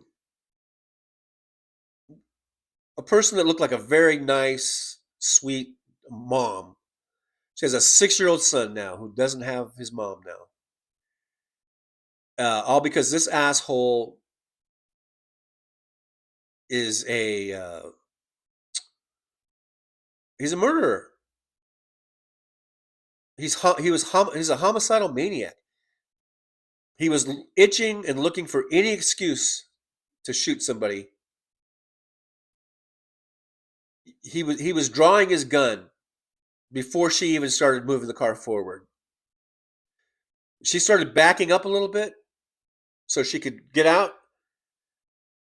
That's when he started drawing his gun. When she was backing up, that's when he drew his gun. Not when she was going forward. If you look at the tape, we've analyzed that fucking tape more than the fucking Zapruder film.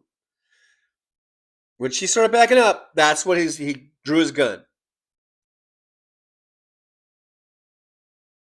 How did he? So anyhow, the motherfucker is a murderer who now has deprived a 6-year-old boy of his mom. And 6-year-old boys need their moms. Probably at that point in their lives more than any other point, probably. You know, I mean, come on, man.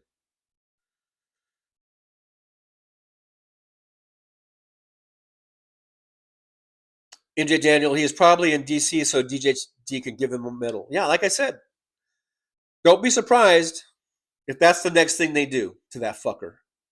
Instead of investigating him, opening him up to charges, saying that's on the table. Instead, they're doing just the opposite, saying he has absolute immunity, basically.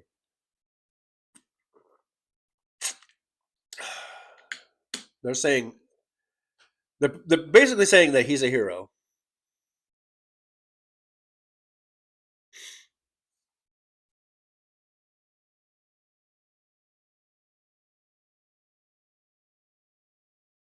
And it's disgusting.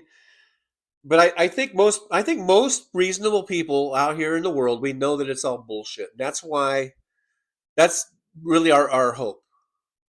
Our big hope is that we keep coming together against them. We stand up together against them. Because as much as they want to take away our morale, right? They want us to be demoralized. The more we stand up together against them, I think that's demoralizing to them. Because I think they thought that just the whole country was, or at least all the white people were just like them. They didn't think that. I don't think they thought there were so many white people that would be upset. So all of us. So this is incumbent upon us white people, I guess, to make sure we get our white faces out there and let these motherfucking bigots and racists know that we are not on board. We are not on board with this. We do not support this.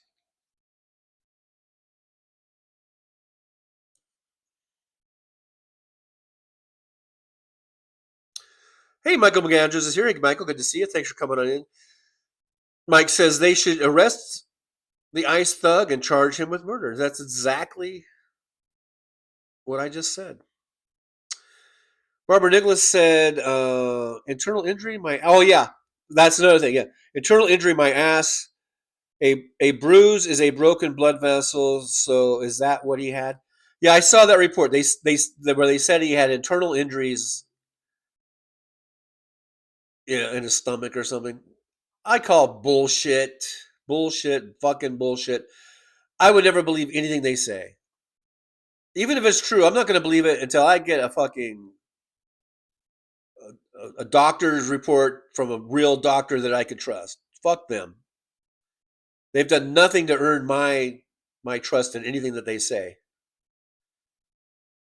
DBD says, my husband told me that some of the kids whose parents are working for the Nazi Gestapo are doxing. Oh yeah, their parents. Funny how the kids know right from wrong, but the parents don't. I saw that too, DPD. I didn't really read the article. You know me. I just read headlines. But I saw that too, where the kids are doxing their parents who are working for ICE and for working for this regime. I saw that, and I think it's hilarious, and I think it's great. I'm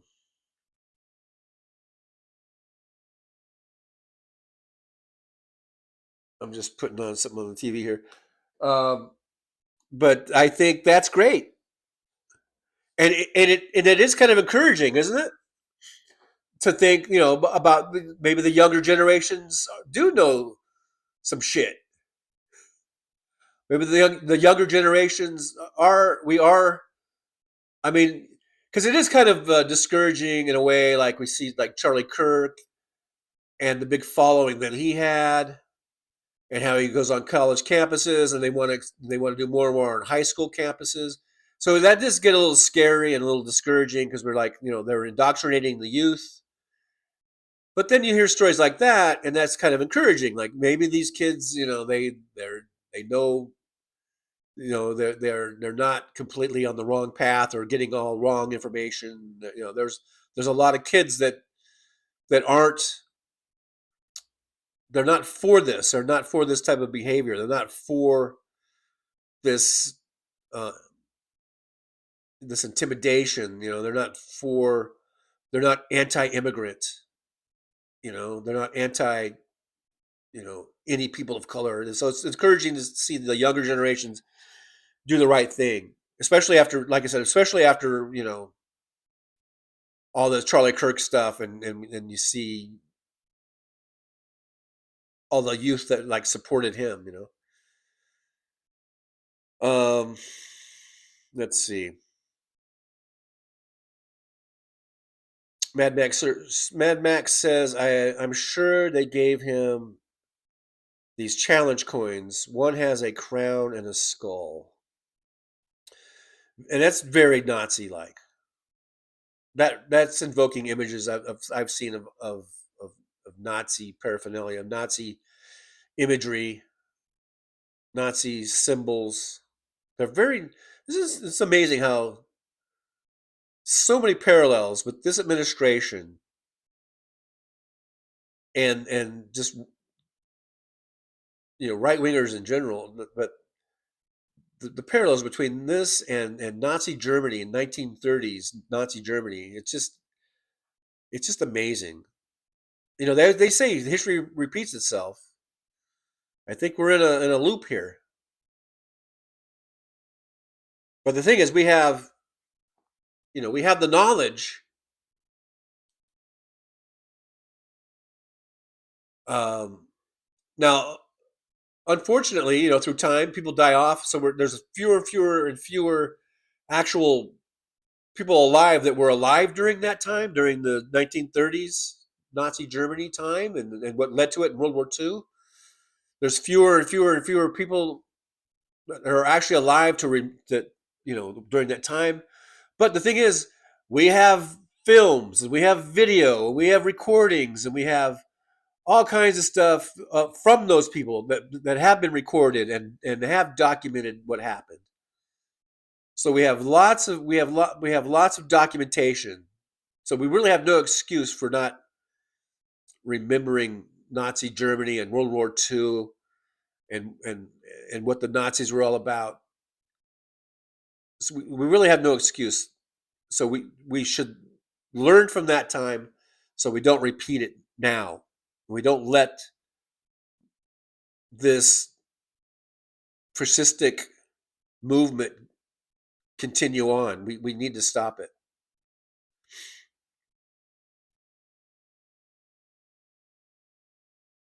We need to stop it now. Anna Moore says, Christy Nome has lost her mind. You lost your damn mind? She lost her mind at a citizen. I know to carry my driver's license as ID and not any other papers. Yeah, like I don't need to carry my birth certificate around.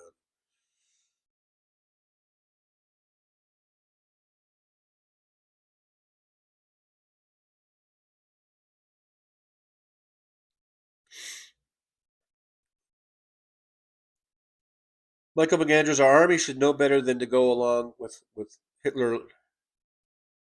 Hitlerite. And that's why Mark Kelly and all those others came out. They make videos saying, "Hey, you can, you don't have to follow unlawful orders. In fact, you're required to not follow unlawful orders." They have to be reminded, I guess, apparently, that if you're given an unlawful order, an unconstitutional order, you shouldn't be following it. And that's why Trump and everything got so upset about that, because they want the military to just do whatever he wants. And fuck the Constitution. Fuck the laws. And how many times, especially, I think especially when W was president, how many times did I hear from Republicans that we are a nation of laws, we're a nation of laws, we're a nation of laws, we're a nation of laws. Heard that a million times coming out of W's administration. And again, everything they say it's almost like the opposite is true. They don't care about laws. They really don't. They just care about their own grifting and working for the oligarchs. That's really what they do.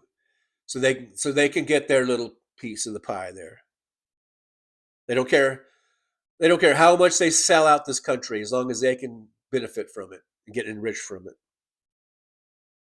Robert Perez, I always carry my passport card with me. And that's fine and dandy, but we shouldn't be required to show our papers just because without probable cause. I mean, there has to be probable cause, and they're doing this without probable cause. You can't just walk up to somebody and say this and ask to see their papers or ask to see their ID without some reason. There has to be some reason why you think they might be up to something. There has to be something, even though a lot of times it might be the thinnest,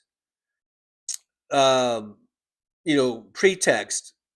At least there's something. There has to be something that an officer can say, I thought this person was doing something because of this or whatever, so I asked him for his ID.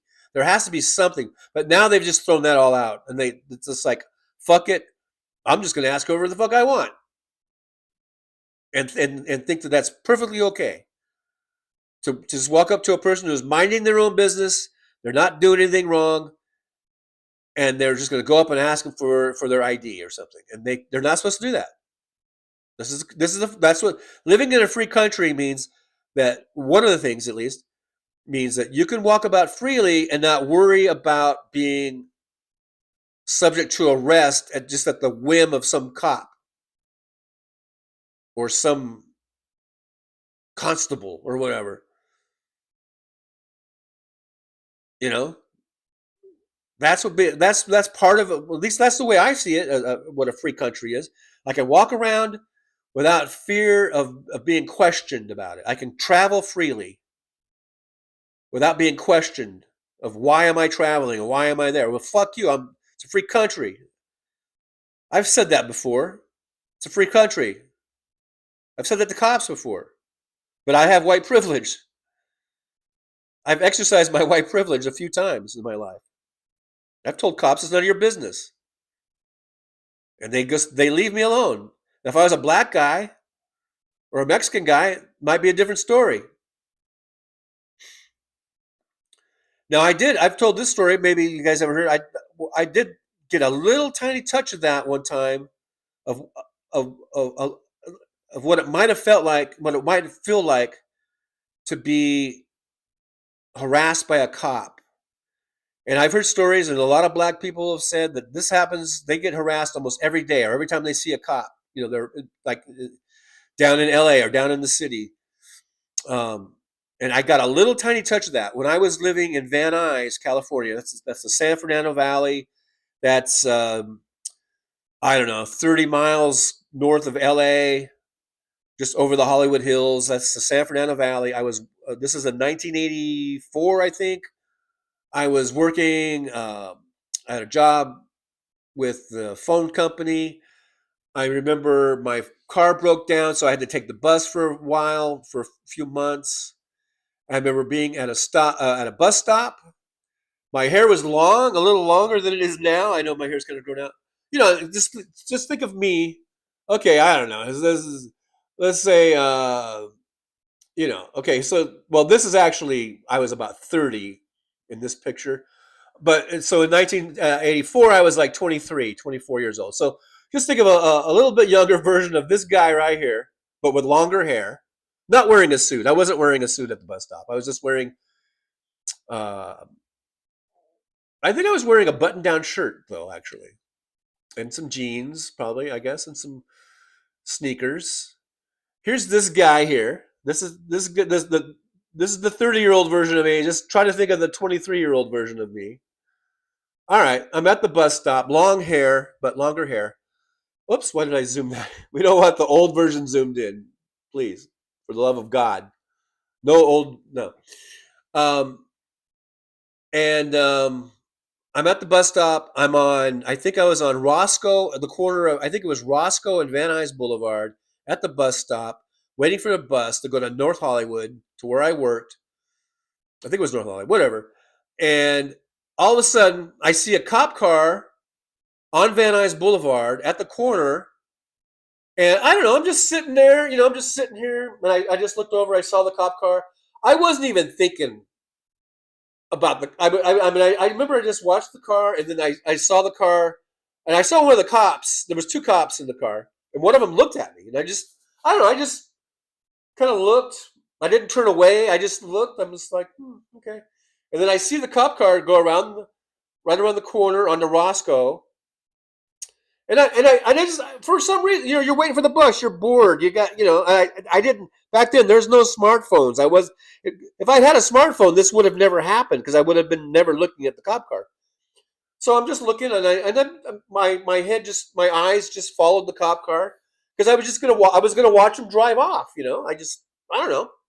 I like looking at cop cars. So fucking sue me. I don't know. So I'm just watching the car, and then I see the cop car just stop, like right in front of me.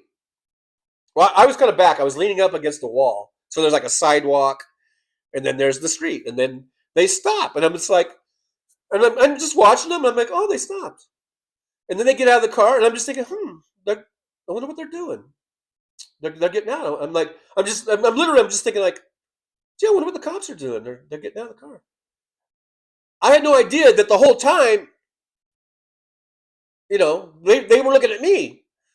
They get out of the car, and they walked right to me, and then I'm like, oh shit, what the fuck, And these dudes were big. These were big LAPD. I'm like 6 foot tall. These guys were like 6'3", 6'2", 6'3", big dudes.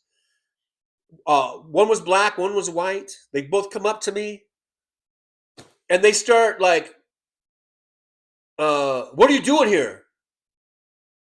I'm like, I'm waiting for the bus. Give me your ID. I'm like, why? And he's like, just give me your ID. I'm like, why do I have to give? I started going like, why do I need to give your ID? And he's like, just give me your fucking ID. They start yelling at me. I'm like, dude, I'm waiting for a bus. I got to go to work. And then they go like, show me your arms. Show me your arms. I'm like, what the fuck? And then, because I think I had a long sleeve shirt on or something. Maybe, or I don't know. But so one of the guys, he grabs my arm and he starts looking at my arms. I'm like, what the fuck are you doing? They actually touched me. They actually grabbed a hold of my arms. I'm like, what the fuck, And then all the people in the bus that were waiting for the bus, they all turned. I could see them like looking, because I was getting loud. Everything was getting loud, I'm like, what the fuck, man? And then he goes, give me your fucking ID or something. So I guess I got my wallet. I guess I finally showed him my driver's license or something. I don't know. I go, dude, I work for the fucking folk. I work for Pac Bell. I'm waiting for the bus. I go, what the fuck? I'm like, you can't just grab me like that, motherfuckers. What the fuck, And then the guy goes, do you know where you're standing? I go, yeah, I'm on fucking Roscoe Boulevard. He goes, no, look behind you. And then behind me was a sign, I guess the building I was leaning against, was some sort of like Van Nuys fucking drug rehab center or some shit. Which I didn't even know that. I didn't even know what I was leaning against. I'm like, so I turn around, I look at there's like a plaque or a sign or something. I go, so? And he goes, well, a lot of junkies hang out here or something like that. I'm like, I'm not a fucking junkie. Fuck you. And then they just kind of laughed. They just like looked at each other and like smirked, the two cops, they're like, and he goes, well, your hair's kind of long, and you're leaning up against the building. I go, so what? So what if I was? I go, so it's a rehab. What if I'm in fucking rehab? You're gonna harass me because I'm in rehab? And then they're like, And then the guy was looking at my arm. He goes, "Well, I don't see any track marks." And then he hands me back my ID and he goes, something smart ass, like, "You have a nice day," you know. And I was like, "Fuck you." And I just felt so violated. And like I say, I felt like that was a little tiny itsy bitsy taste of what it might feel like to get harassed by a cop, like just because you're black or just because you're have brown skin or something. You know, like racial profiling. That was almost it's not the same thing. I know it's not the same thing, but they sort of pegged me. They thought I had long hair. Well, they thought I was leaning against this building. I guess drug addicts hang out at the rehab place. I don't know. Maybe they thought I had drugs because they were patting me down. As I remember, they were patting me down. I think they made me open my pockets up or some shit. I was feeling so fucking violated, and like I said, it just gave me a little tiny, I'm sure a tiny little smidgen of what it might feel like to be singled out, you know, because of, you know, because I had long hair and I leaned up against the building. So I can still only imagine what it's like that just because you're black, or just because you're a Mexican or something, cops are going to just think, even other black cops are going to think that, you know, you're up to no good. You're up to something. They're going to come and harass you and hassle you. And that was in the 80s. That was 1984.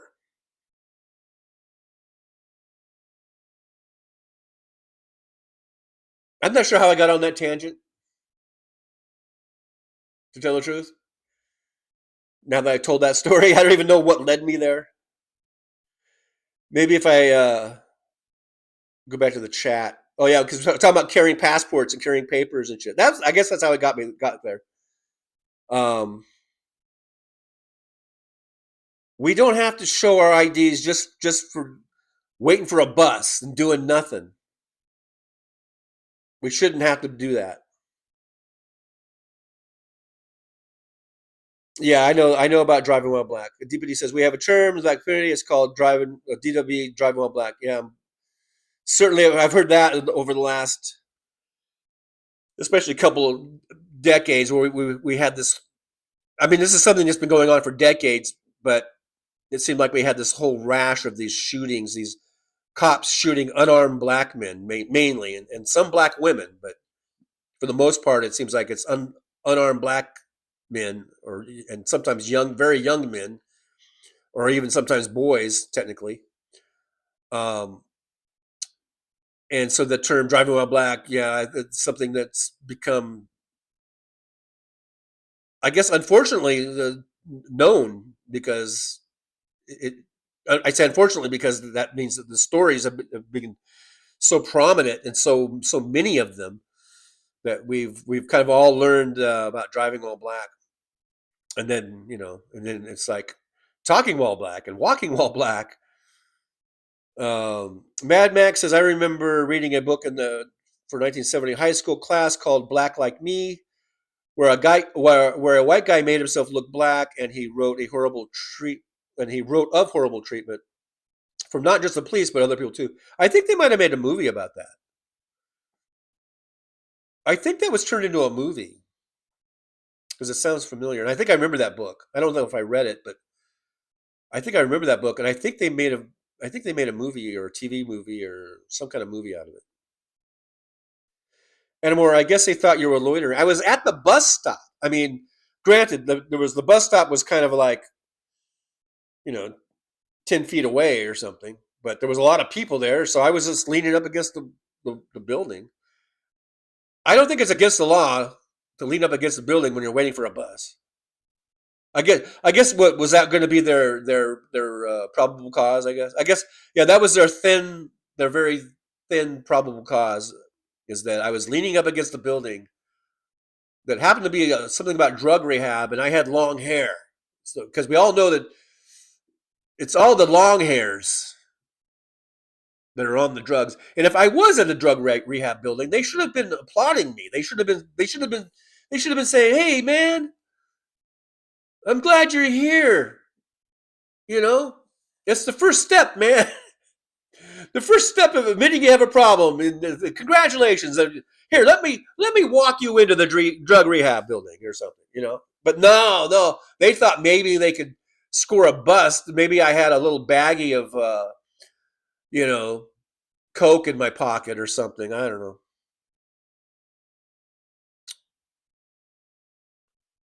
Mad Mac, he was in the Deep South, and the book was published in 1961. I'm pretty sure they made a movie out of that. And more junky, the way you were dressed.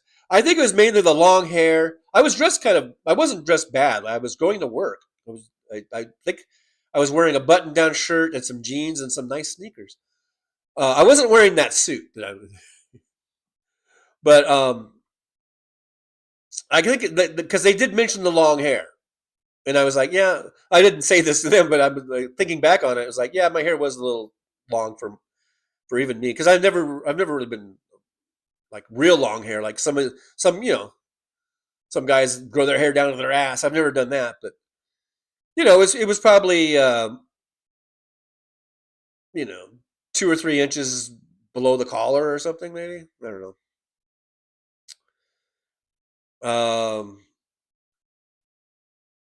Robert President, guy gonna say, Johnny, you were a good-looking dude back then. I think they were jealous of your sexy hair. That might be it. You might be onto something there. Daniel Berry, Sports Highlights says, "Happy Thursday, everybody." Oh, happy Thursday to you. Thanks, Daniel Berry. Let me take off this picture of me before everyone thinks that I'm just, in love with myself, or something. Let me see. I guess it's just, I put everything up, I think. All this stuff has been up here. Speaking of handsome men, maybe put this guy up there. Slava Ukrainian. This is for you, Mad Mac. And for everyone else who supports justice.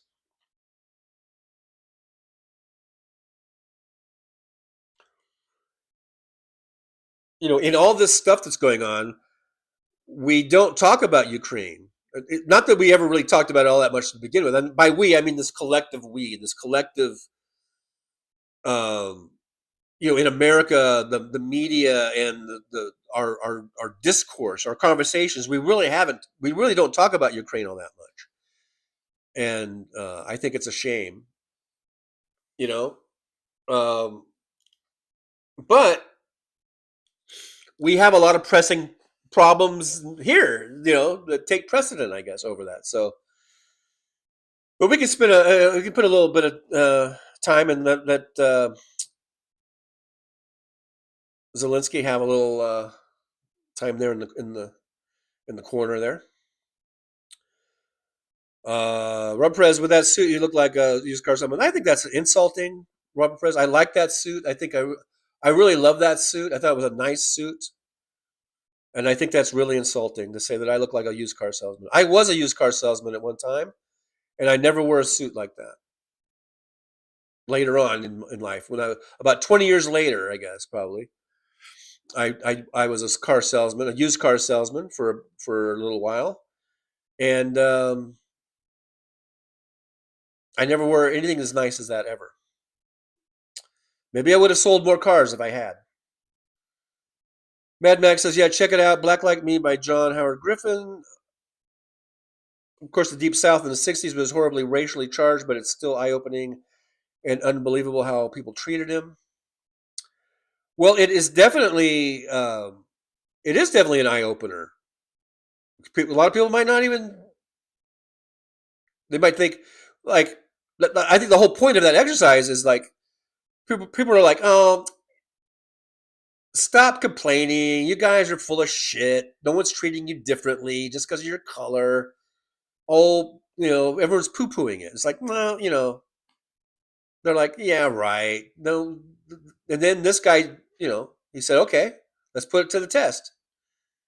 And you know, I think that was the whole point of the exercise, to show that it's real. This racism thing is real. It's stark. It's a stark difference of the way people are being treated just on the color of your skin. Mad Max says, yeah, they did make a movie out of it, although I said I already read the book. I don't need to watch the damn movie. Made me look at life from another perspective way back then. DPD says, I think I'm thinking about the movie Watermelon Man back in the 70s. Well, I remember Watermelon Man,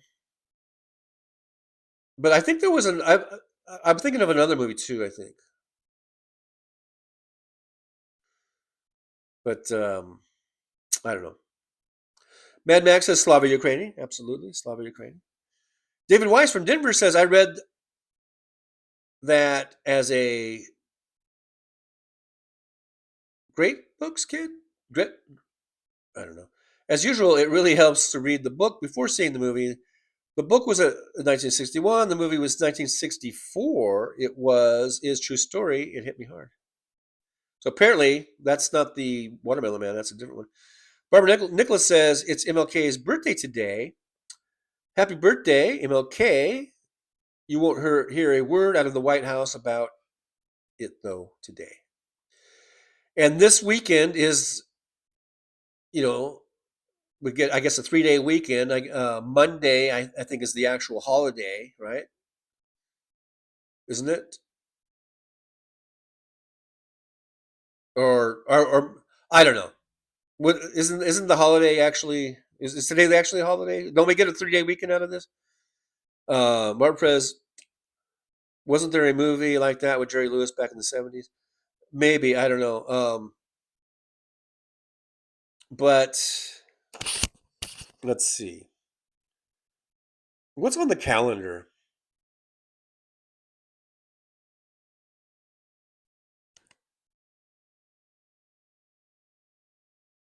Yeah, on the calendar, the 19th is the holiday. I was thinking 17th. Because that didn't make sense to me. That's why I was looking it up. Because Monday says January 19th repeats every year on the third Monday of January. So Martin Luther King Jr. Day, the day that we, I guess, celebrate Martin Luther King, his actual birthday, I guess, is the 15th, like Barbara was saying. The holiday this year falls on the 19th. So they do it the third Monday of January is when Martin Luther King Day is, in honor of Martin Luther King. And I have another story about that. It's a short story, I guess. If you guys want to hear my stories, this is up in kind of Paul Burroughs territory. I believe, if I remember correctly, it was in Lewiston, Idaho. I think it was Lewiston. I was at. They have and Paul's probably been there. He's probably seen it. They have a Flying J. Flying J's are truck stops or travel centers because people that aren't truckers also go there. They have fuel bays for just regular people. This is a rather small Flying J, but there's not much to choose from there, and so you get what you can get. Basically, the truck parking, if I recall, is just a dirt lot across the street. It's not like a nice big parking lot. It's like a dirt lot across the street. I think they have one fuel island, with kind of like where you can get fuel on either side, of that. So it's enough for that. And that's it for the big trucks. But there's a Flying J, and inside there's restrooms, and I'm not even sure if this place has showers. I don't think this one even has showers. But they got food and stuff, and so I was there one time, and I think I happened to be there on MLK Day.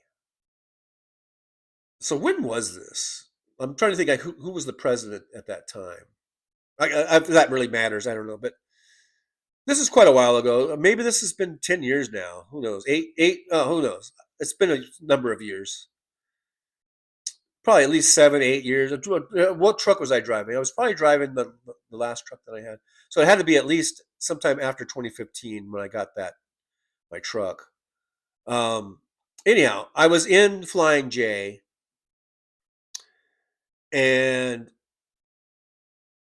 getting some food. And I got something. I got a Coke. I think I got like a hamburger or something. I had these things. You can get pre-made hamburgers or something. I don't know. I got something. I was getting food. That's all I know. I was getting food. And then these two dudes walked in. Well, that worked there, but because they didn't work behind the counter, but I know they worked at Flying J, like they worked the pumps or they worked maintenance or something. Or whatever. And they were kind of like joking around. And then they're like, "Hey, happy Inward Day." But they didn't say inward. They said the whole word, and I think you guys know what word I'm talking about. And they're like laughing, and then they're saying some other stuff. Yeah, man, must be nice to have a day, and all this. And the N word was thrown about a couple of times, right there in the store. With no regard, but if other people could hear it or not. So I think I hadn't paid for my food yet. I was going up to the checkout thing to pay for my food, and when I heard that, I just set the food down. I just set it right there on the counter, and I put my hands up, and I go, "Fuck this place." I go, "Did you hear what that guy just said?" And I know he worked there because he had like Flying J garb on, I go, "Did you hear what your boy just said there?" I go, "What fucking kind of racist place is this? I'm not spending my money at this fucking racist fucking store." And I just put the food down, and I just said like, "Fuck you," and I just walked out and went to my truck. And they're all like, they're like, their jaws dropped, like not over someone saying the N word repeatedly and loudly. But they were amazed at me for being upset about it, I was just like, "Fuck this fucking racist place. Fuck you." And I walked out. So that's my MLK story.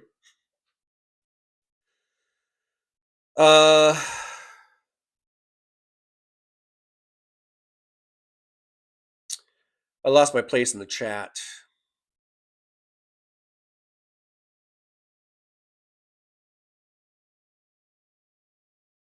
Just trying to get back to where I left off.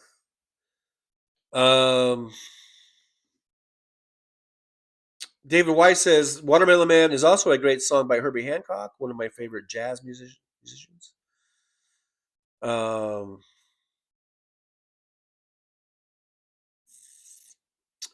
Mad Max says they used to have colored entrances in places, and there could only be a certain number in the store at any given time, so there was a queue waiting to go in until the shopkeeper would shoo them.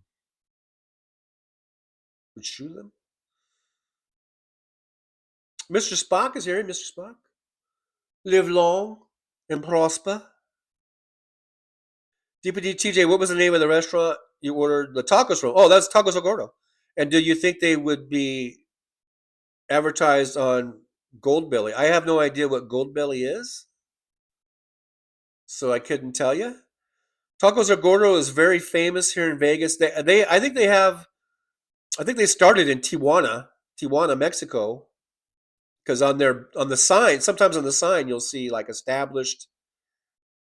I think it says like Tijuana, BC, which stands for Baja California. And I think they still have restaurants down there. I know here in Vegas, I think they have at least 3 stores, maybe more in Vegas. It is one of the very popular, well-known areas when tourists come here. A lot of people make sure they go to Tacos El Gordo at least once before they go home. I don't know what Goldbelly is, so I don't know.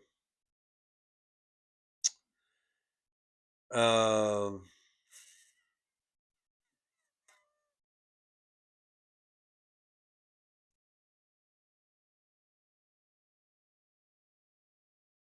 Mad Max, shoo them away because he didn't want coloreds hanging out in his place.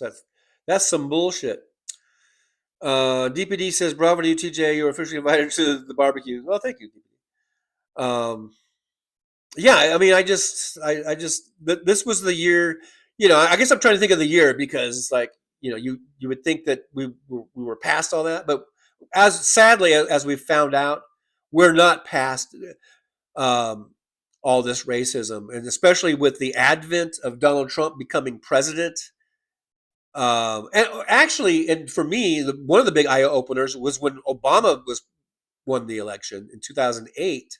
I've told this story before, but it's worth repeating because a lot of times you guys, not everyone hears my stories or whatever, and you know, not everyone's on at the same time.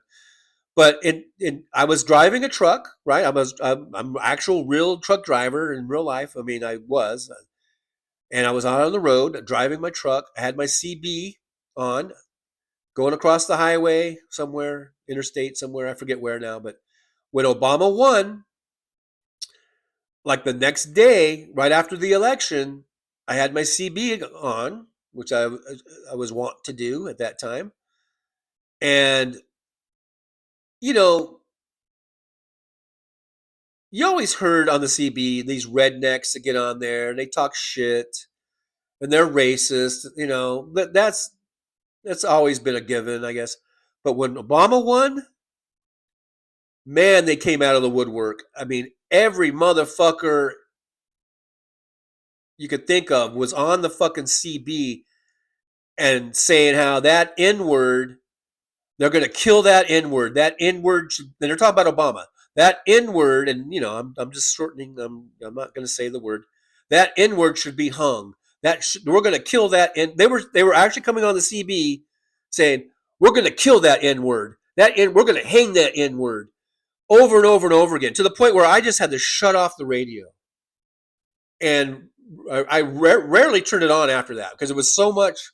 All it was how much they hated Obama and they wanted him dead, and they were going to kill him, to the point where I was afraid. I was really afraid for Obama's life, and I to the point where I didn't think he was going to last his first year. I thought someone was going to do him in, just based on all the shit I heard on the CB. It was amazing. It was talk about eye opening.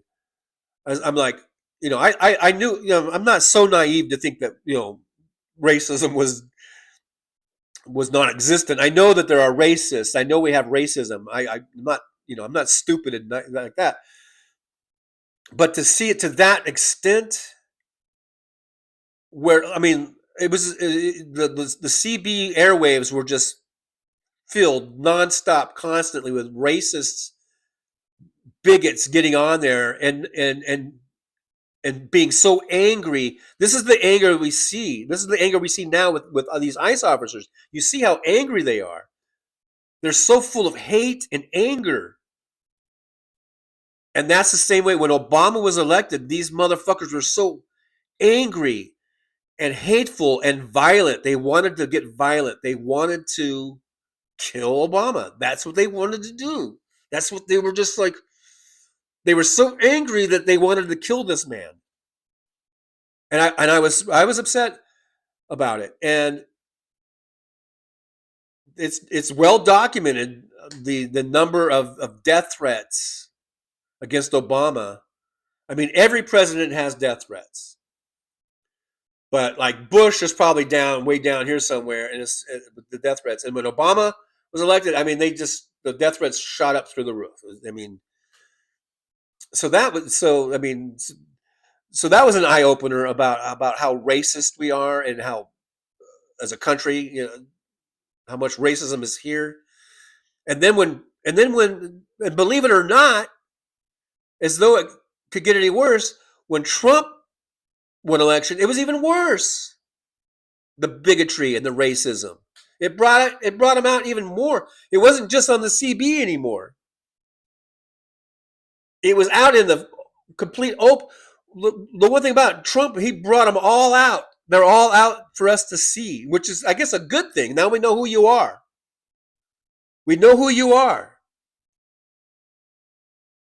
But I think I'd rather not know who you are and have Hillary Clinton as president, to be all honest with you, and to have either, of course, that would change the whole course of things. But who knows if we ever would have had Biden? Who knows if we ever would have had Kamala Harris running? But just to say, without getting too much in the mind trap, I mean, I would prefer Hillary winning and Biden winning and Harris winning, and maybe the races staying hidden.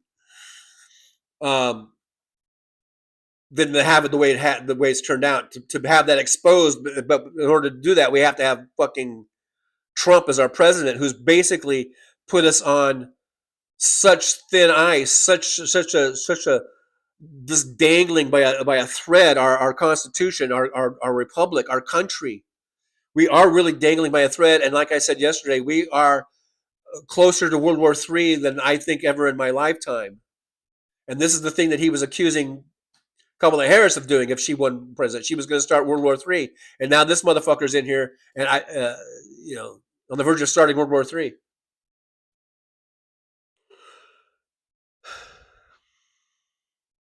Mr. Spock is making some homemade pizza. That sounds good. Mad Matt, what was your CB handle? I didn't have a CB handle. I should have went by Trucker John, but I really didn't. I didn't have a handle. I wasn't really on there. I would get into some conversations, and with guys, sometimes, but I really didn't have a handle. I wasn't into it that much, like to have a handle. And quite frankly, after Obama, I really stopped listening to it. Other than if I was just trying to get a traffic check, I would just hop on to see what was going on with the traffic, and if there was road construction ahead, or if there was any cops up ahead or whatever. So I didn't really hang out that much after Obama because I just couldn't handle it. Hearing all the racist bullshit.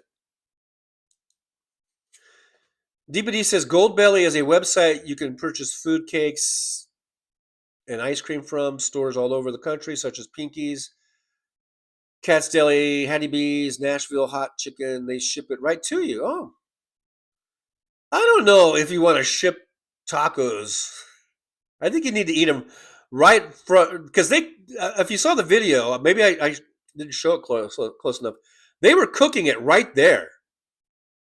They cook it right in front of you. There's a grill right there. You watch them chop up the meat and put it on the grill. They cook it right there, man. So I don't know if you wouldn't want it shipped to you. I don't know if that would be any good.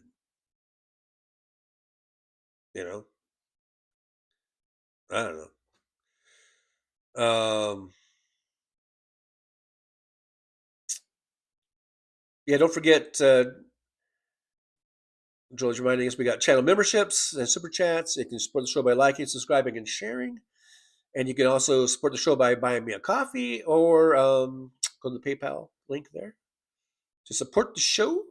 Keep us going and growing. We are at 4,290 some odd. Trying to get to 4,500. Someday, maybe. Mad Max says Planet of the Apes was a film that had racism in it from a different perspective. We also learned about that in my high school class, laughing out loud. I don't believe I'm remembering all this stuff from the 70s. And speaking of Planet of the Apes, since you brought it up, Mad Mac,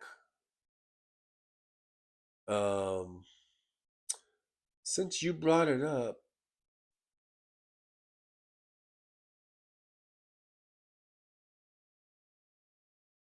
there's something going on with my phone, like with my I don't know what's going on.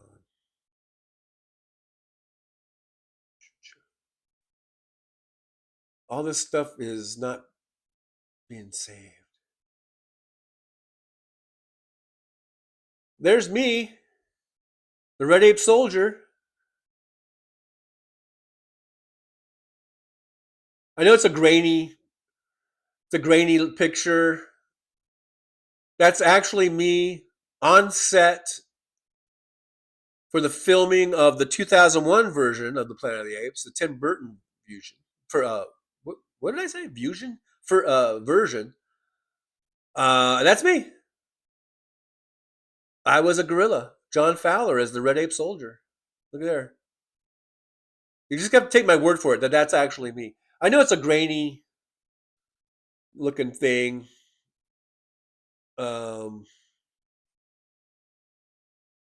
That's me on we're taking a break with my mask off. So speaking of Planet of the Apes, that's me. That's in 2001. Hard to believe. What? 25 years ago. 25 years ago. My God. Where does the time go? 25 freaking ass years ago, man. Woo! I thought I was old then. Isn't that funny? I thought I was old then. I lost 30 pounds on that shoot because we were in those suits, sweating our asses off and running up and down hills and shit. I loved it. I loved it. I had a great time. Did about a 3-week shoot on that motherfucker, which is a long shoot for a background. For background. Damn dirty apes. Robert Nicholas says in the 70s, my CB handle was Twisted Sister. Oh, wow. We're not gonna take it. David White says, I used to have a third-class FCC license and worked on CB radios. I also have a ham radio call. I experienced racist shit on the air, and as mod in a radio forum, it spoiled the hobby for me. Yeah, because, I mean, especially when it, like before Obama, yeah, it was there, and you could either you could choose to interact with that person and tell them, hey, man, you're full of shit, or fuck you, or whatever, or you could choose to ignore it, or you could, you would just listen to it or whatever. But there was enough other stuff going on that, it wasn't just you being bombarded with it. But man, when Obama won in 2008, it was like nonstop. It was just to the point where I couldn't listen to those CB anymore. I just couldn't, because I was getting so upset. I could feel myself getting like high blood pressure or something. I don't know. I could feel myself getting so angry and mad. I was like, fuck it, I can't do this. So I just stopped listening to the CB. Other than, like I said, if I was trying to get a traffic update or trying to figure out where the troopers were at and shit. David Wise, sing Slim Whitman now. Slim Whitman. DPD says they ship the food already cooked in a dry ice. All you need to do is heat it up. It comes in kits. I would recommend Bloodsoe's Barbecue in Memphis, Tennessee. Yeah, I know. I've heard of stuff like that where they're able to ship the food. I just wonder. I don't know. I mean, I guess you could try it. Like if they do that, if Tacos La Gorda would do that. I don't know. I just think I just can't imagine it tasting as good as it tasted last night, like fresh off the grill. I just can't picture it.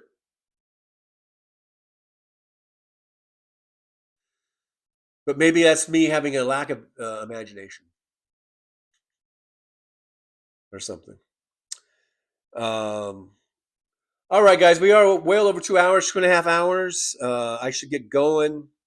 I'm going to, in about an hour for now, I'm going to get on the bus, Gus, and I'm going to try to get my my next batch of rides in.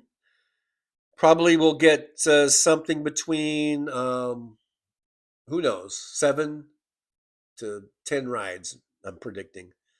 Because I'm predicting them, I might not do, because I might leave later than 3:30, because now it's already 2:30 and I'm hungry. I'm gonna eat, and I mean I know I have been eating on the just before when I do the thing, but I don't know. I don't know what I'm gonna do. But so hopefully tonight I'll get at least 10 rides, but we'll see. So I got to get going, get ready for work, and head over there, get on my bus ride to work, and I'll make another video about that. I probably will go live tonight, but I'm not going to do live. I'm not going to do it live with the passengers. I'm just gonna just for funsies. I've been the last couple of nights just hitting the live stream button on the YouTube channel as I'm driving home, just for shits and giggles. So I might do that again, just for shits and giggles.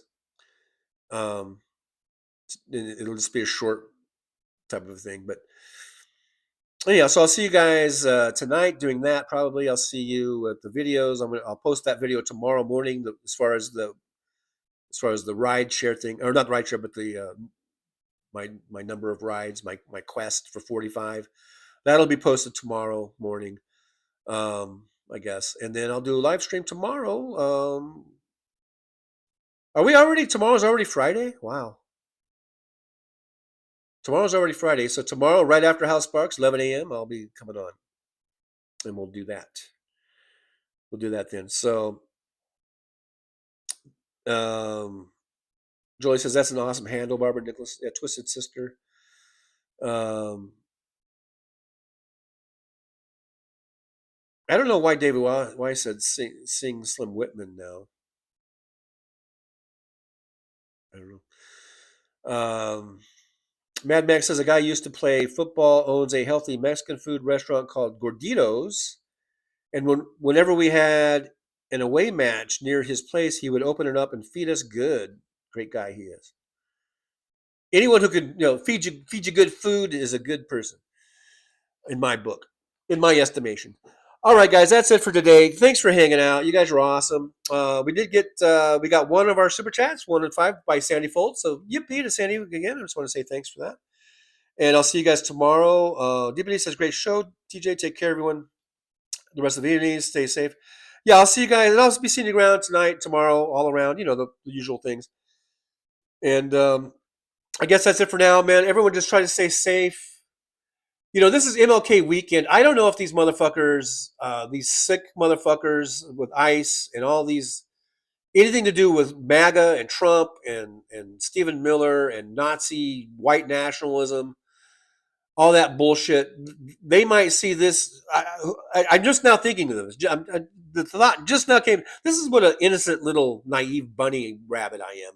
I'm just now thinking that, even though I did tell the story about the guys and the Flying J, they might see this as an opportunity to just really go full on Nazi this weekend. I don't know. Who knows? I don't know.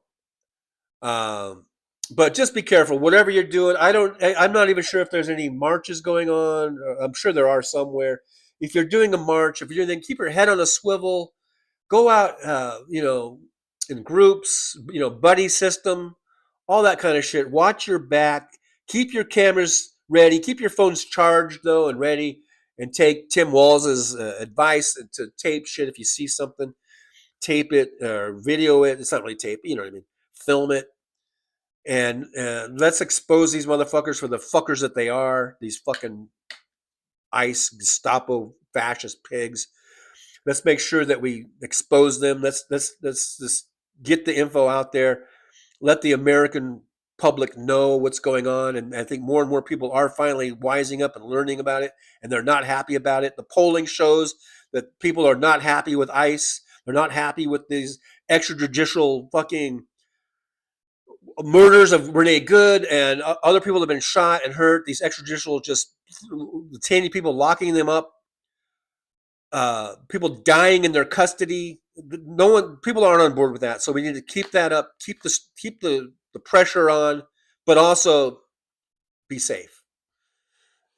As safe as you can.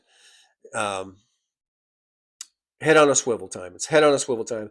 All right. So with that encouragement there, there's only a couple things left to do here. Let's see. I guess I probably have to take one of these off. I don't know what I'm doing. I'm trying to get our guests. But thank you guys so much for being here. I do appreciate you. Yeah, guys, keep your head on a swivel. Because especially if you're like me, it's kind of hard to keep your head on a swivel because my head's a cookie. And it's hard to put that swivel in the cookie thingy. You know what I mean? You guys know what I mean? But I'm still gonna try my best to keep my head on a swivel. Because you got to turn around. You got to do all this. And look at there. Sometimes you have a human face right behind you. And you're like, oh my God, what's that human face doing behind me? I hate human faces. They're so ugly. But anyhow, I digress. Keep your head on a swivel. And I don't know. Have a good weekend. But don't eat any cookies. No cookies. There's a no cookie weekend. All right? No cookie weekend. No cookies. Do you hear me? No cookies.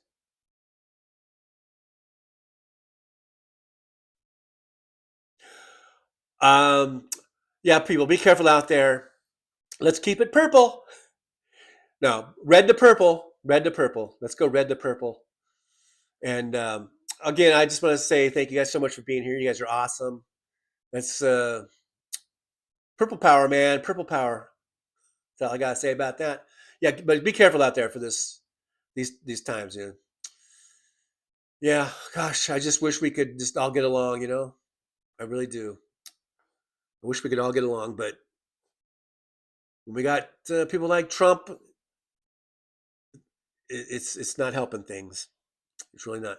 But be strong, keep the faith, and in the end, it's all going to work out. I'm confident of that. I'm looking at my mustache. It's kind of funny how my mustache is moving. I never noticed that before. It's like my mustache has a mind of its own. It's kind of weird how it moves. Do you see that? Do you see how my mustache is moving? And it's funny. I never noticed that. All these years, I've had my purple mustache for years and years and years and years. And I never noticed how it kind of wiggles like that. It's kind of funny. It makes me chuckle. Makes me chuckle. At least something's making me chuckle, because it's hard to find a chuckle these days. But we got to find, just to keep our sanity. Gosh darn it, we've got to find our chuckles. So may you all find your chuckle, because you need your chuckle now more than ever. Every now and then, if you know what I mean. All right, guys, that's it for now. We'll see you tomorrow. All right, thanks, Paul. That was a bit uplifting, I'd say. Guys, if you haven't subscribed, make sure you do so and tell someone else to do so. That would be great. Let's get those subscriptions up. All right, so now just time for the words of wisdom. Get your paper and pen out and write these down. These are really good. Okay, you guys ready? I'm going to count to 3, and then I'm going to do my words of wisdom. So hopefully you have your pad and pencil out so you can write these down. Okay, ready? 1, 2, 3.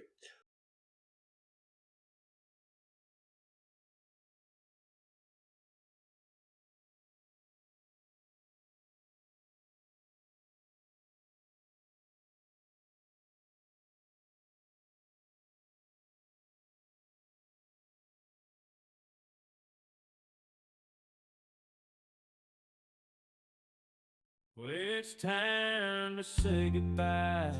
The show has come to an end. But don't be sad, no, don't you cry. We're all gonna come back and meet again. Have some fun times, hopefully nothing too bad. We might talk about war crimes, might talk about Baghdad. I doubt we'll talk about door chimes, but if we did, I'd be only too glad.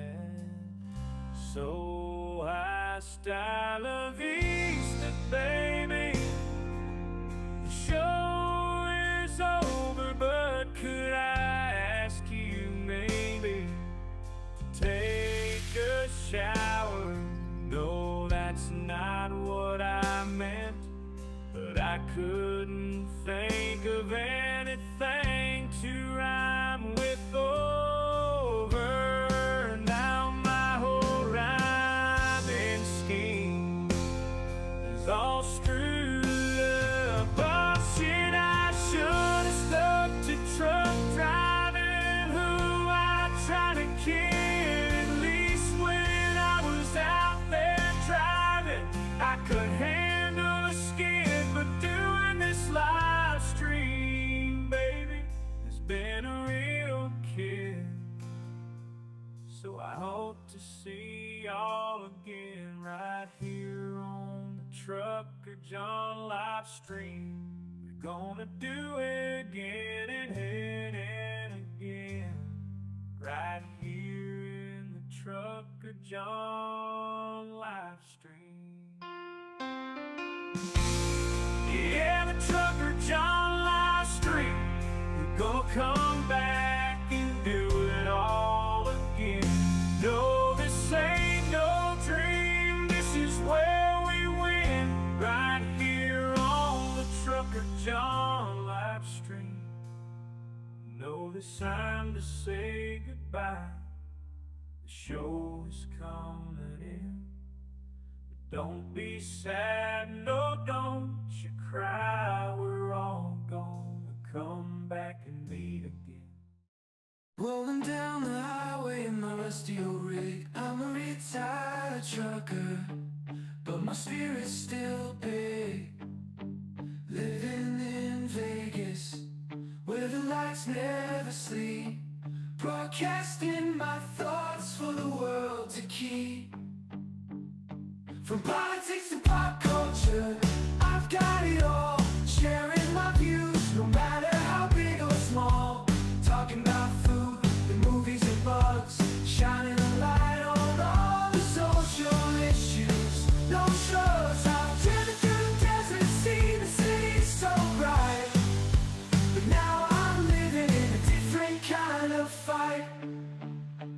From my apartment in Las Vegas, I hold the key, exploring the world through my live stream for free.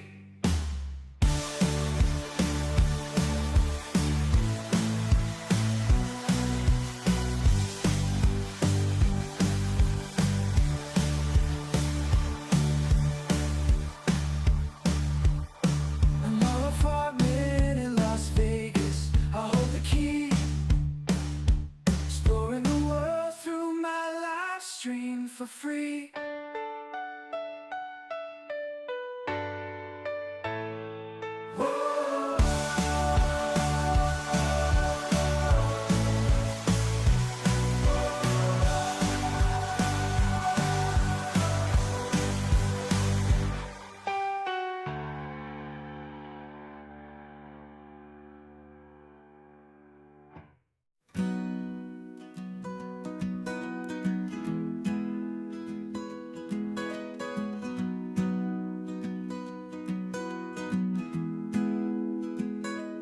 So you want to take a trip down Paradise Road, but it ain't that pretty, it ain't paved with gold. Everybody's got the dirty little secrets, everybody's got some things unknown. But if you ain't real careful, baby, it'll cut you down to the bone.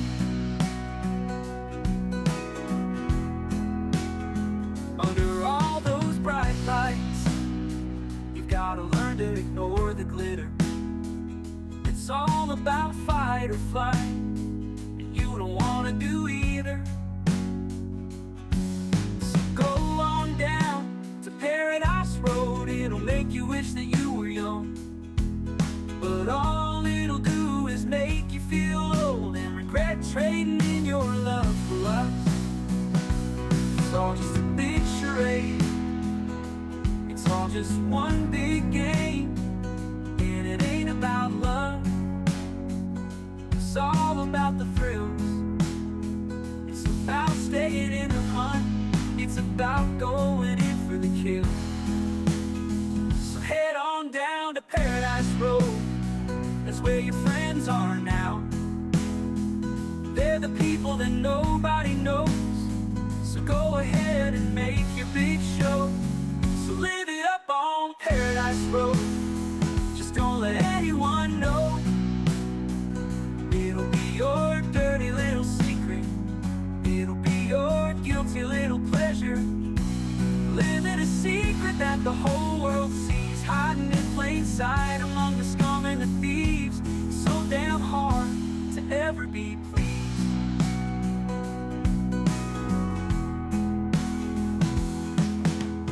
Everyone wants to live the good life. Everybody wants a piece of paradise. But where would you run? Where would you hide? What would you do to buy a little more time? Grandiose dreams of happily ever after are really just another day's end. And when the sun goes down, you just lay there wondering, can you really do it all again? You're praying for one last shot. You're hoping for one last big win.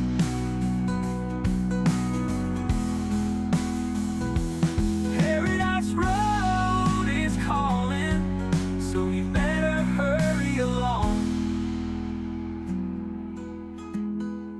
Paradise Road is calling, so you better hurry along.